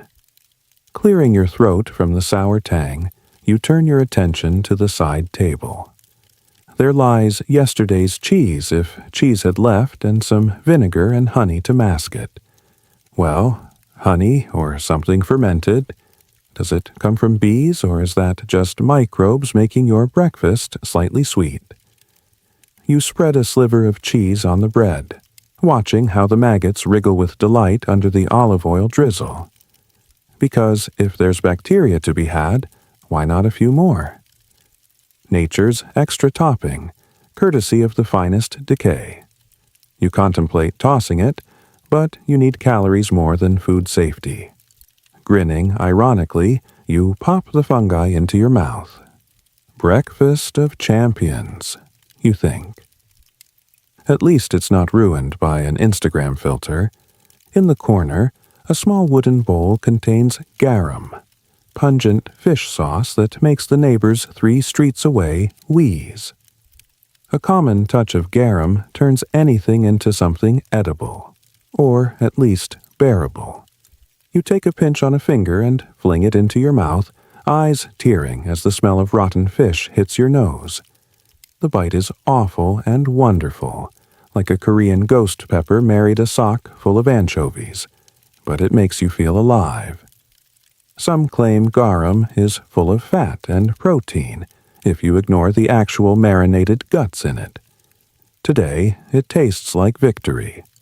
By tomorrow, you might drown in Rome's melting pot of bacteria, but for now, you're ahead of the game. After shoving the rest of the bread into your knapsack for later, bread that should have died before it even got to this morning, you belt the cheap leather strap of your utility pouch around your waist. Your stomach is full of questionable nourishment, but still grumbling for more. Thanks, body.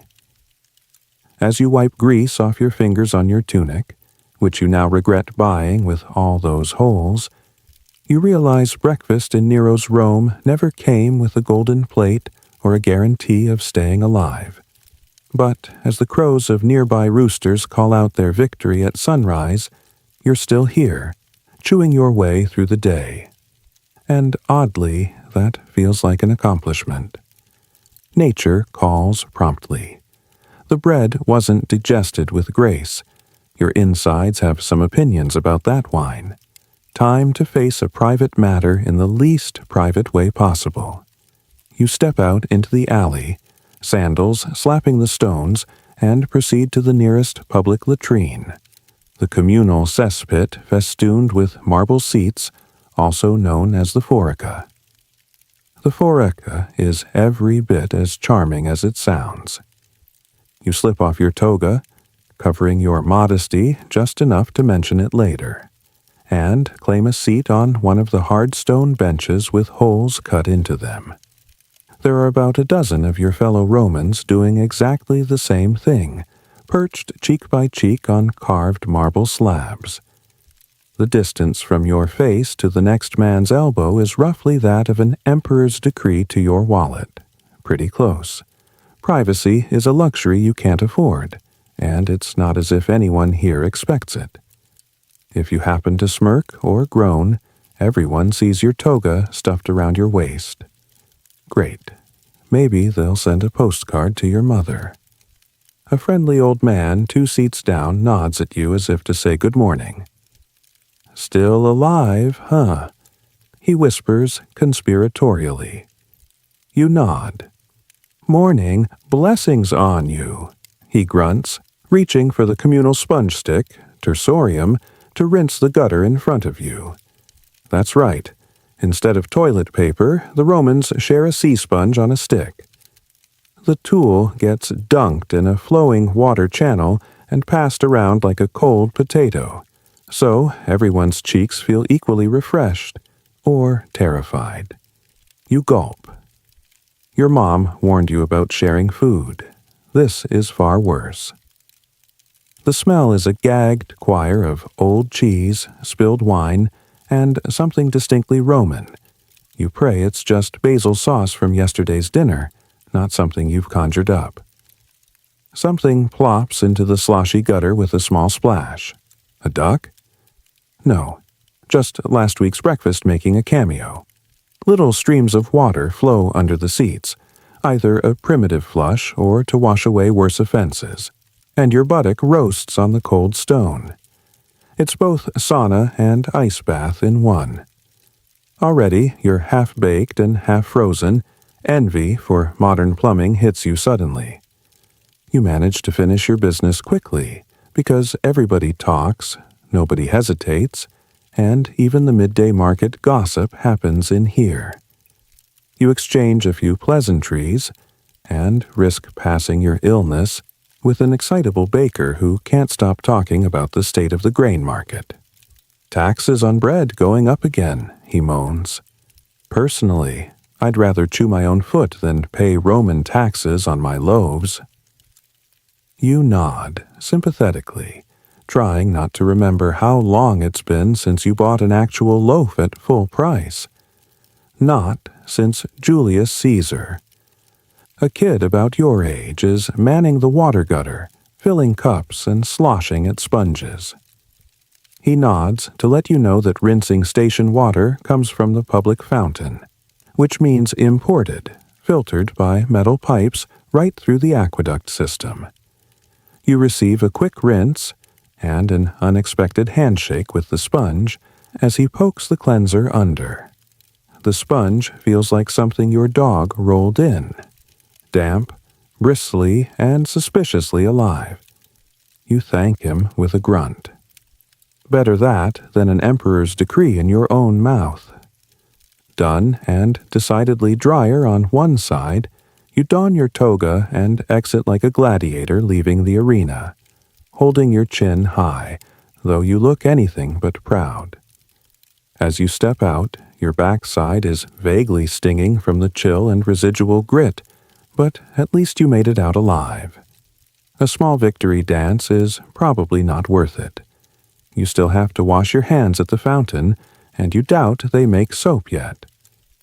You water splash like half the city does and mumble a quick prayer to Cloacina, goddess of the sewers. Something like thanks, I think. Mission accomplished. You have functioned as nature intended, Roman style, without fainting or causing a riot. If only the rest of the day were this straightforward. The labor market in ancient Rome is basically the same as the streets outside, full of people trying not to be crushed by the crowds or the horses. You make your way past wagons and shouting merchants to your job, which for you means hauling water, bricks, or unmentionable things under a nasty sun. Today, it's bricks. Many, many bricks. You arrive at a construction site that reeks of sweat and ambition. It's likely one of Nero's new building projects. Maybe a new temple or another lavish bathhouse that you'll never see, but definitely will indirectly pay for with heavier taxes. A foreman scowls at you and immediately flings you a wheelbarrow and 10 hefty bricks from the pile. Even a freedman in charge of Caesar's stables could have treated you with more respect, but of course you're just a common citizen here, the world's default setting. "Out with it, citizen," he shouts. "Move faster, or I'll replace you with an actual slave from the market." Great. Even threats about being replaced by an actual enslaved person are comical. You grunt and start piling bricks onto the wheelbarrow. Each brick is hot enough to fry an egg if eggs hadn't been outlawed by your wallet. Your shoulder aches from the awkward weight, and your knuckles rub raw against rough edges. Sweat drips down your back and cools instantly, like being splattered with cold tar. Other laborers, some free citizens, some slaves, sometimes it's hard to tell, grunt and shove by, pushing the wooden cart down a channel of planks that resemble a rickety game of Jenga in slow motion. Every step threatens to collapse the whole stack like a house of cards made of rocks. You pray this afternoon's snack break doesn't come early. Lunchtime arrives, which in reality is just a brief pause to toss more dried fruit into your mouth. The foreman watches you like a hawk. You imagine him dreaming up torture devices while ignoring calls for shade or a decent chair. He barks orders like a stage actor who skipped rehearsal. "Citizens of Rome," he bellows theatrically with all the enthusiasm of a tax collector. "Faster, faster, a giant statue won't build itself." Honestly, you're not sure what he's doing here. Maybe auditioning for Nero's next chariot race halftime show. One thing's for sure, he's not on your Christmas card list. By the time the hot afternoon haze settles like a cloak, your back feels as if it's been kerchiefed. Your muscles threaten mutiny with each new brick. Somehow, the piece of ground beneath your sandals has expanded threefold, as if Rome itself is creeping up to crush you. You remind yourself that, unlike slaves, you will at least see a sunset on your own roof, however patched it is. Still, it's rough being free in Rome.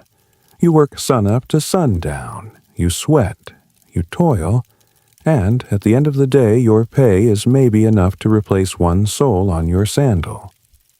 Maybe. Near the sweat-drenched end of the afternoon, an overhead messenger, a guy on horseback with official scrolls, gallops in. He's wrapped in an overpriced toga cinched too tight, like he's juggling both his secrets and his lunch. The crew freezes as he hands the foreman a petition. You overhear the word taxation and want to spit on his golden saddle. The foreman quickly folds the parchment and rolls his eyes, but you get the message. Something about increasing your lot's duties. In other words, maybe more work next week or a slice taken off the free bread dole. Everyone grimaces at that.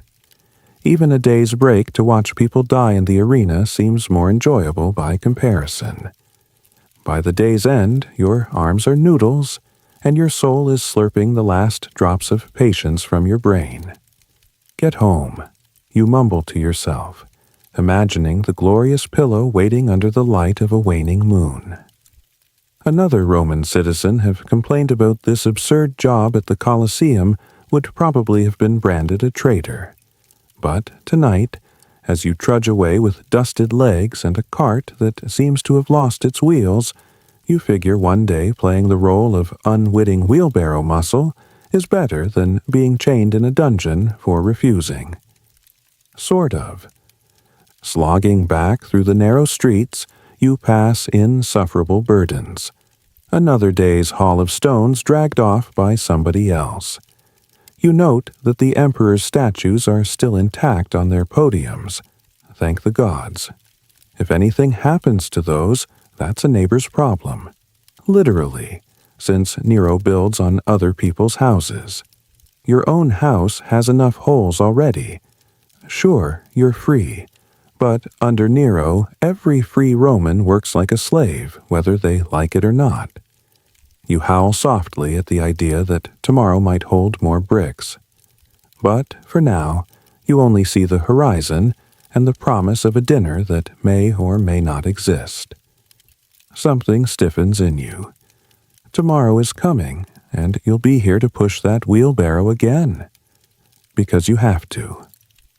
By evening, your body is aching from work, and your face has started to swell at least a little. It could be from bumping your head when that chisel slipped, or maybe the fish sauce was a little too spicy. A headache the size of a gladiator's helmet squeezes behind your eyes. In any case, it's time to consult the local doctor, which might just be the barber who also dabbles in leeches. You arrive at a courtyard clinic that smells of herbs, vinegar, and somewhat more suspicious odors. Inside, the barber surgeon is already at work on another patient's ankle, using a dirty basin of water and a knife that's almost certainly reused. You wait on a stool made of cracked pottery, surrounded by cupping glasses, dried frogs, jars of black goo, and a petrified rooster, which is probably better looking than anything you'll eat tonight. A rat runs across the floor, either an assistant or a lunch from yesterday. You can't tell. Itching bite on your leg? The barber asks as you flop down. Or perhaps something else? You groan and point at your temple, stabbing your head. He squints. Too much wine. Tiberius could not tell, he may have said. But here we have remedy. He grabs a leech from a chipped clay jar. One for the brain, one for the body, he declares. Before you can ask questions, he slaps both onto your forehead and forearm. The little blood-sucking critters attach and start their gross feast. Strangely, the headache didn't flee, but you do feel a tickle as they burrow in. Maybe they know better than humans. Next, the barber pours a thick poultice of mud and garlic onto your other bruises and cough in a jar. Smear this daily, he advises, dusting some snakeskin powder on your scalp for good measure. You leave with your head wrapped in fragrant herbs that smell like an incense burnt at a funeral. Every head scratch reminds you that you have fleas, too, in case you'd forgotten. They are throwing a party on your scalp. Just before you stagger out, he offers a bottle of wine mixed with honey, his magic pain elixir that supposedly cures all. You down it gratefully. It tastes like cough syrup mixed with rebellion. Instantly, you feel slightly more heroic, probably because you're falling forward. He wishes you well, but honestly, healing doesn't come cheap or guaranteed. Tomorrow your head might throb just as bad, but at least tonight you have the warmth of a tipsy respite. On the street, you sway under the evening sky. If anybody had told you that after all those Romans share sponges and share buildings, No one shared the idea of cleanliness. You'd laugh, except you can't because your head still hurts. But these are the remedies, the rituals of Rome. A glass of dubious wine with a drop of mystery would seal the deal. As you near home, you pass the sign for a temple to the gods of health, Aesculapius or some such, but it's closed. The neon, well, torchlight, is off for the night, and nobody's healing outside of Quack Alley anyway. So you mumble a final word to whichever deity cares. Buona fortuna. Good luck to your fortune, because after this day you'll need something. After nearly toppling out of the clinic tipsy, you remember there's a public execution scheduled in the Forum tonight. Ironically, Nero is out performing somewhere, presumably bribing the gods with song. So this is the next best thing to see. Word is, a couple of thieves from the outskirts will be paraded before the crowd and then thrown to lions, or maybe crucified for flavor. Either way, you lace up your sandals and shuffle downtown to join the nightly circus. The Forum is like a medieval football stadium, except nobody's playing ball and the spectators' cheers are for blood. A dense crowd has gathered, a mixture of togaed citizens and ragged onlookers from the alley. You pick a spot on a crumbling marble step, elbow to elbow with fellow plebs, everyone jostling for a decent view. A coarse man, 2 seats down, pulls out a sheaf of clamshells, the Roman currency, and wagers on how the condemned will go down. Disgraced philosopher or street rat? I say both. Someone bets 1 clam on death by lion, 2 on the cross. You sigh. The stakes are as high as always. The condemned are brought out in a parade that would make a parade feel proud. Chains rattle and spectators howl. You recognize a man from down the street. Small-time pickpocket or just unlucky, it's hard to tell, but either way he meets your eyes and mouths. Tell my mom I love her with a grin. Could be his last joke. You shut your eyes. Romans truly entertained themselves by watching lives end. It's considered a prime cultural event. Entertainment and public spectacle in Nero's empire come at a heavy price. The presiding officer steps up, a senator in gold-trimmed toga, and delivers a ringing speech about justice, as a drumbeat hammers with each condemned's fate. Cives, he says, voice dripping sarcasm in Latin. Roman justice is swift. By decree of our divine emperor, these malefactors are remanded to the beasts. A hush falls. Then it begins. 2 bare-chested men are released into a den full of growling lions and tigers, apparently exotic animals brought from Nero's menagerie. The crowd roars as the first beast lunges. You see an animal swipe like lightning. The small man gets tossed in the air and lands helpless. Blood blossoms on his toga almost immediately. People around you cheer. Some puke at the sight, some step back. The atmosphere is ecstatic. As the amphitheater chaos unfolds, your own stomach lurches up, but you force your eyes to stay open. Survival mode, you tell yourself. In a few hours, it could be you. Except tonight, lucky you, at least you already saw death live and unfiltered. When the acts are done and the Senate mace vanishes into the night sky, the barbaric performance ends in applause and relieved sighs. At least the Empress and Senate are happy. You stand up on wobbly legs, glad for the cool air. You notice the city smells more free now. The fear is dissipating. People are chattering, maybe heading to taverns to celebrate not being dead. The hero of the hour is clearly the senator who gave the speech, or possibly Nero, if word ever trickles down about his latest hit.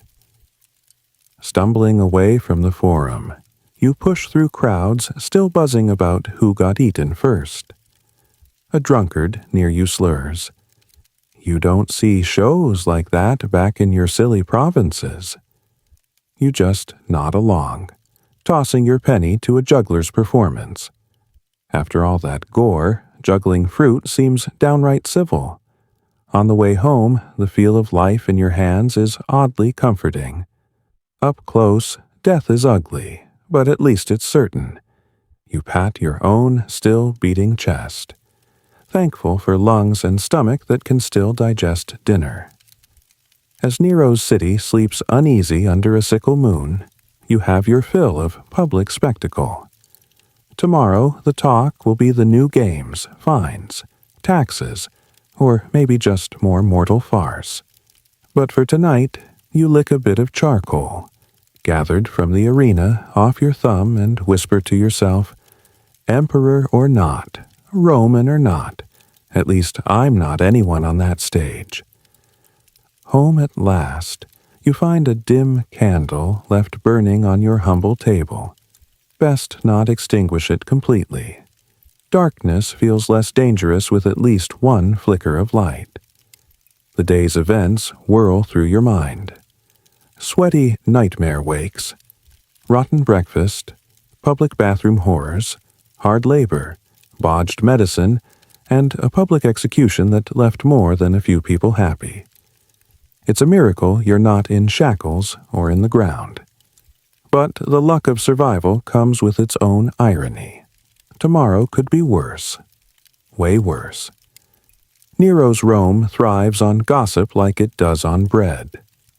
Right now, rumors of last night's execution have transformed into tomorrow's fear.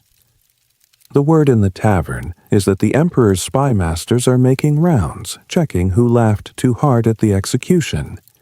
If the new god emperor isn't watching your dinner table, rest assured his loyal rats in the Senate are. Politics and paranoia are the unofficial festivals of this city. You just happen to attend every day. In a story, you might say you're politically minded. In reality, you're too tired to keep up. 1 minute, the emperor is a golden idol strumming a lyre on stage. The next, he's a murderous tyrant demanding divine honors. Best not forget to address his statue as Lord the next time you walk by. A shrug could be seen as treason. In any case, speaking of his theater doesn't earn you coins, and speaking against him could earn you a steak, or simply no tomorrow. Maybe that's why the only politics you really have time for is the breakfast talk of whether slaves should count in head counts. Tonight, an overheard whisper from the alley clinks in your head louder than the amphitheater bells. They say one of the senator's freedmen got caught smuggling contraband scrolls, suspicious pamphlets, or personal letters, or maybe a map to the emperor's throne room. No one knows for sure. The Senate's men took him away at dusk, and his house was quietly emptied by morning. On your way home, guards strolled by with torches searching bins like they smelled something rotten. Maybe they did. The city is whispering names, but no one speaks on record. Better to talk to a wall than complain to a fountain these days. Inside your dank little insula flat, you double-check the latch. Safety by ignorance is usually best. You slump onto the only chair, eyes heavy. Some Romans kill themselves in fit of fear or insanity from constant surveillance. You're not quite that dramatic. But as your wallet empties and your stomach grumbles with hallucinations of bread, the stress feels like a thick fog. Tomorrow there will be yet another proclamation, new taxes on oil, wood, or household gods, and you'll be living on optimism and last night's adrenaline to get through it. Despite being a citizen, in Nero's Rome, you learn to pray a little extra. The gods and politics have mixed to bring you equal parts powerlessness and privilege. You can vote and attend games, the bread and circuses part, but not speak freely or leave the city with any hope. You light incense, spice candles are cheaper, at your little Lara's shrine again, this time asking the gods to keep your name off Nero's suspect list. The flame cracks with a small hiss, but your face relaxes for the first time all day. Maybe tomorrow politics will be favor emperor slightly louder when the sun crows, and maybe the Senate will want another scapegoat. But for now, you're tucked in your wooden bed, listening to the distant murmur of Rome breathing at night. Paranoia is like tepid soup. No one wants it, but you always have a taste. You give in to sleep after such a day's performance, dreams already building tonight's nightmares, because as a Roman under Nero, even pillows are political. You wake in the middle of the night to screaming. It's your neighbor downstairs, scolding someone in the darkness. Peeking over the balcony, you see her staggering back to her steps. Some tunic-bedecked rascal she caught sneaking into her house.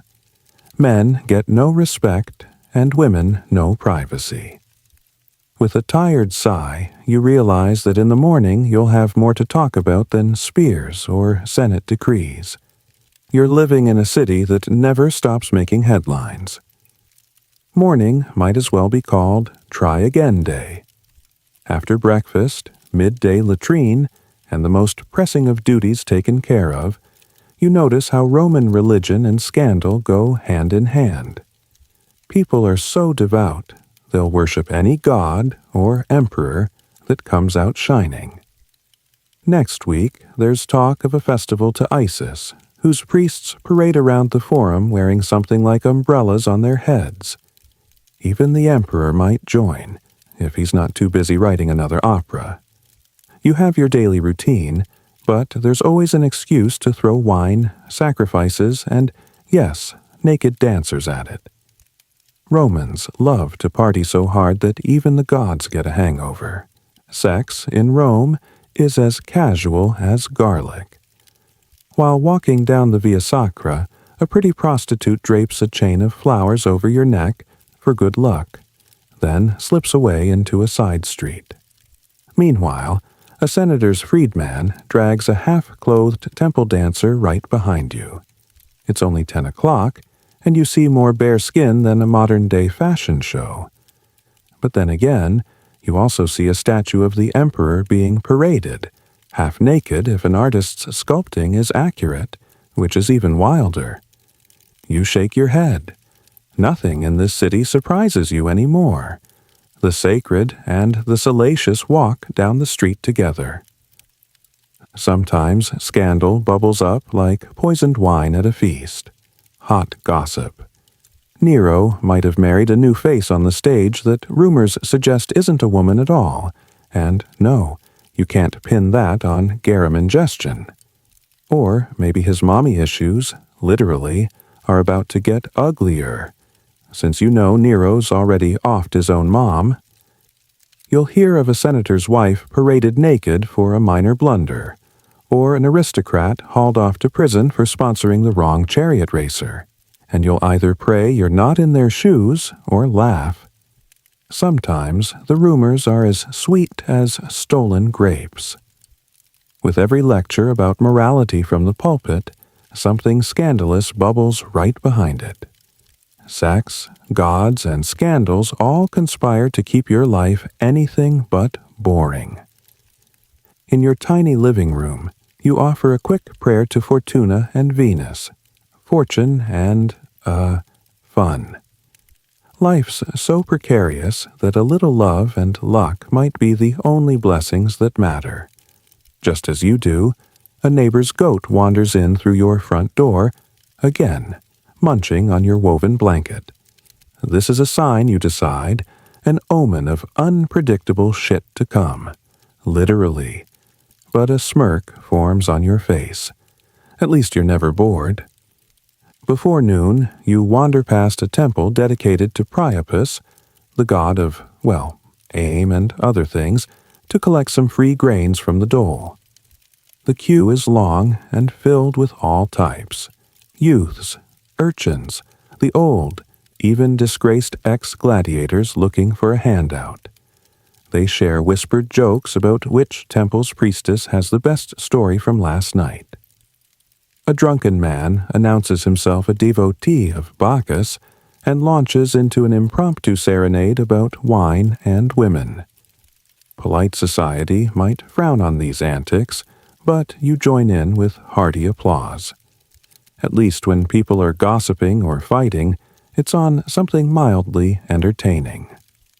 By day's end, you realize Rome's built a hustle around sex, religion, and the constant expectation of trouble. In Nero's Rome, even your prayers can get you thrown off a high place if they're just skeptical enough. But also, there's always something extraordinary happening. The rare kind of normal that's also totally insane. You pad your feet on cold stone into bed, hoping no goat or gossip lands on your face tonight. Perhaps if fortune favors you, you'll dream of a simpler life. Maybe one in a universe where emperors enjoy reality TV instead of murdering part of the cast. But who are we kidding? In this century, at least. As the sun sets over the 7 hills, you're not done yet. With darkness comes another kind of bustling. Rome doesn't really sleep, it just changes tunes from chariots clattering to sandals, strolling, and whispers. You step outside once again, and the nocturnal symphony hits you. Distant mandolins strumming love songs that your sweetheart is too far away to hear. Laughter spilling out of taverns, and temple bells, perhaps good luck charms ringing, echo down dark alleys. Street lamps? Don't be silly. Light at night means hope, and hope is expensive. Instead, you rely on moonlight and the glow of braziers the city placed sporadically. The streets are packed because there's very little else to do, and because fear of muggers sends everyone jogging down each other's paths. You hear the rumble of dice. Roman gambling thrives outside by torchlight. A group of drunken legionnaires cheers as an older woman beats them at knucklebones. In a nearby tavern, you sample a flagon of thick, sweet wine. It tastes richer and far safer now that you aren't worried about street ambushes. Only a little worried anyway. The proprietor croaks ancient jokes about lead pipes and the emperor's fashion sense, and you laugh so hard you nearly snort the wine. You deserve that entertainment. Along the way, a group of migrants from far provinces trade stories. They have dancing woman at their table, probably liberated, but quite satisfied with her life of greasy cooking and getting paid in laughter instead of respect. Everyone's relaxed a bit, forgetting for a moment the news of tomorrow's taxes or tonight's executions. Freed of the sun's glare and Nero's eyes, you feel a rare sense of camaraderie. The night hides your miseries in its folds, just as easily as it covers pickpockets with cloaks. Before heading in, you pause by the public bath still echoing with splashing and singing. Even in darkness, steam rises. A few hardy souls have not yet given up on warm water and heated stones. A minstrel hums an off-tune melody about a city on fire, the Great Fire of '64 still fresh in everyone's mind, and how roses grew through the ashes, meaning Rome will endure anything. You pretend to be moved by it. If your case is anything like that, Rose, you'll need some of that stubborn resilience tomorrow. Walking home, you keep an eye out for muggers, but find only wandering goats and stray cats demanding scraps. Even they feel safer under the moon's eye than in daylight. The streets are emptier, echoes of laughter fading behind you. You already envision collapsing on your rough mattress, body still buzzing from nightly festivities. Your head finally hits your straw pillow, and for a brief second, an iron ladybug feels nice against your cheek. Indeed, congratulations are in order. You've survived another 24 hours in Nero's capital. Sure, your feet hurt, your stomach gurgles ominously, and your brain has enough random images to fuel at least 3 nightmares. But alive is alive. In the quiet dark, that's something to pat yourself on the back for. The city outside falls into uneasy slumber. Only distant drunkards, the occasional bellowing guard, and one too brave rooster calling dibs on another sunrise. You sigh in relief, sinking deep into the straw. Soon enough, you'll be jolted awake again, be it by sunlight, by one of your neighbors slamming their door, or by that goat of yours plopping down in the corner for its own midnight snack. But for now, at least, you lie still. Despite all that happened, you managed to tick every box on Rome's survival checklist. You bathed, sort of, ate, mostly, toiled, endlessly, and even managed to dodge any imperial edicts directed at you personally. If surviving Nero's playground of paranoia and intrigue is the game, you just won a measly gold coin, essentially enough to buy 3 fish at market, if you can stomach fish by morning. You think about tomorrow's bread and circuses, tomorrow's next big stunt by the emperor, who knows what he has in store. Maybe a new opera, or maybe another building project that'll ruin your taxes. You brace yourself. Finally, as you drift into half-dreams, you remember that one of Rome's sayings is, "Though all the gods are against you, the stars still shine above. If the stars hold true, tomorrow might be marginally better." Until then, rest your weary head, citizen. When the first light of dawn creeps in, you will do it all over again. Your insula may collapse, your bread may mold, and Nero might go completely mad, or closer to it, but history has a sick sense of humor. Ironically, surviving under Nero becomes just another Wednesday. Meanwhile, centuries from now, people will say, "I'm glad I don't live in Nero's Rome." And you, blessedly, won't be around to hear it.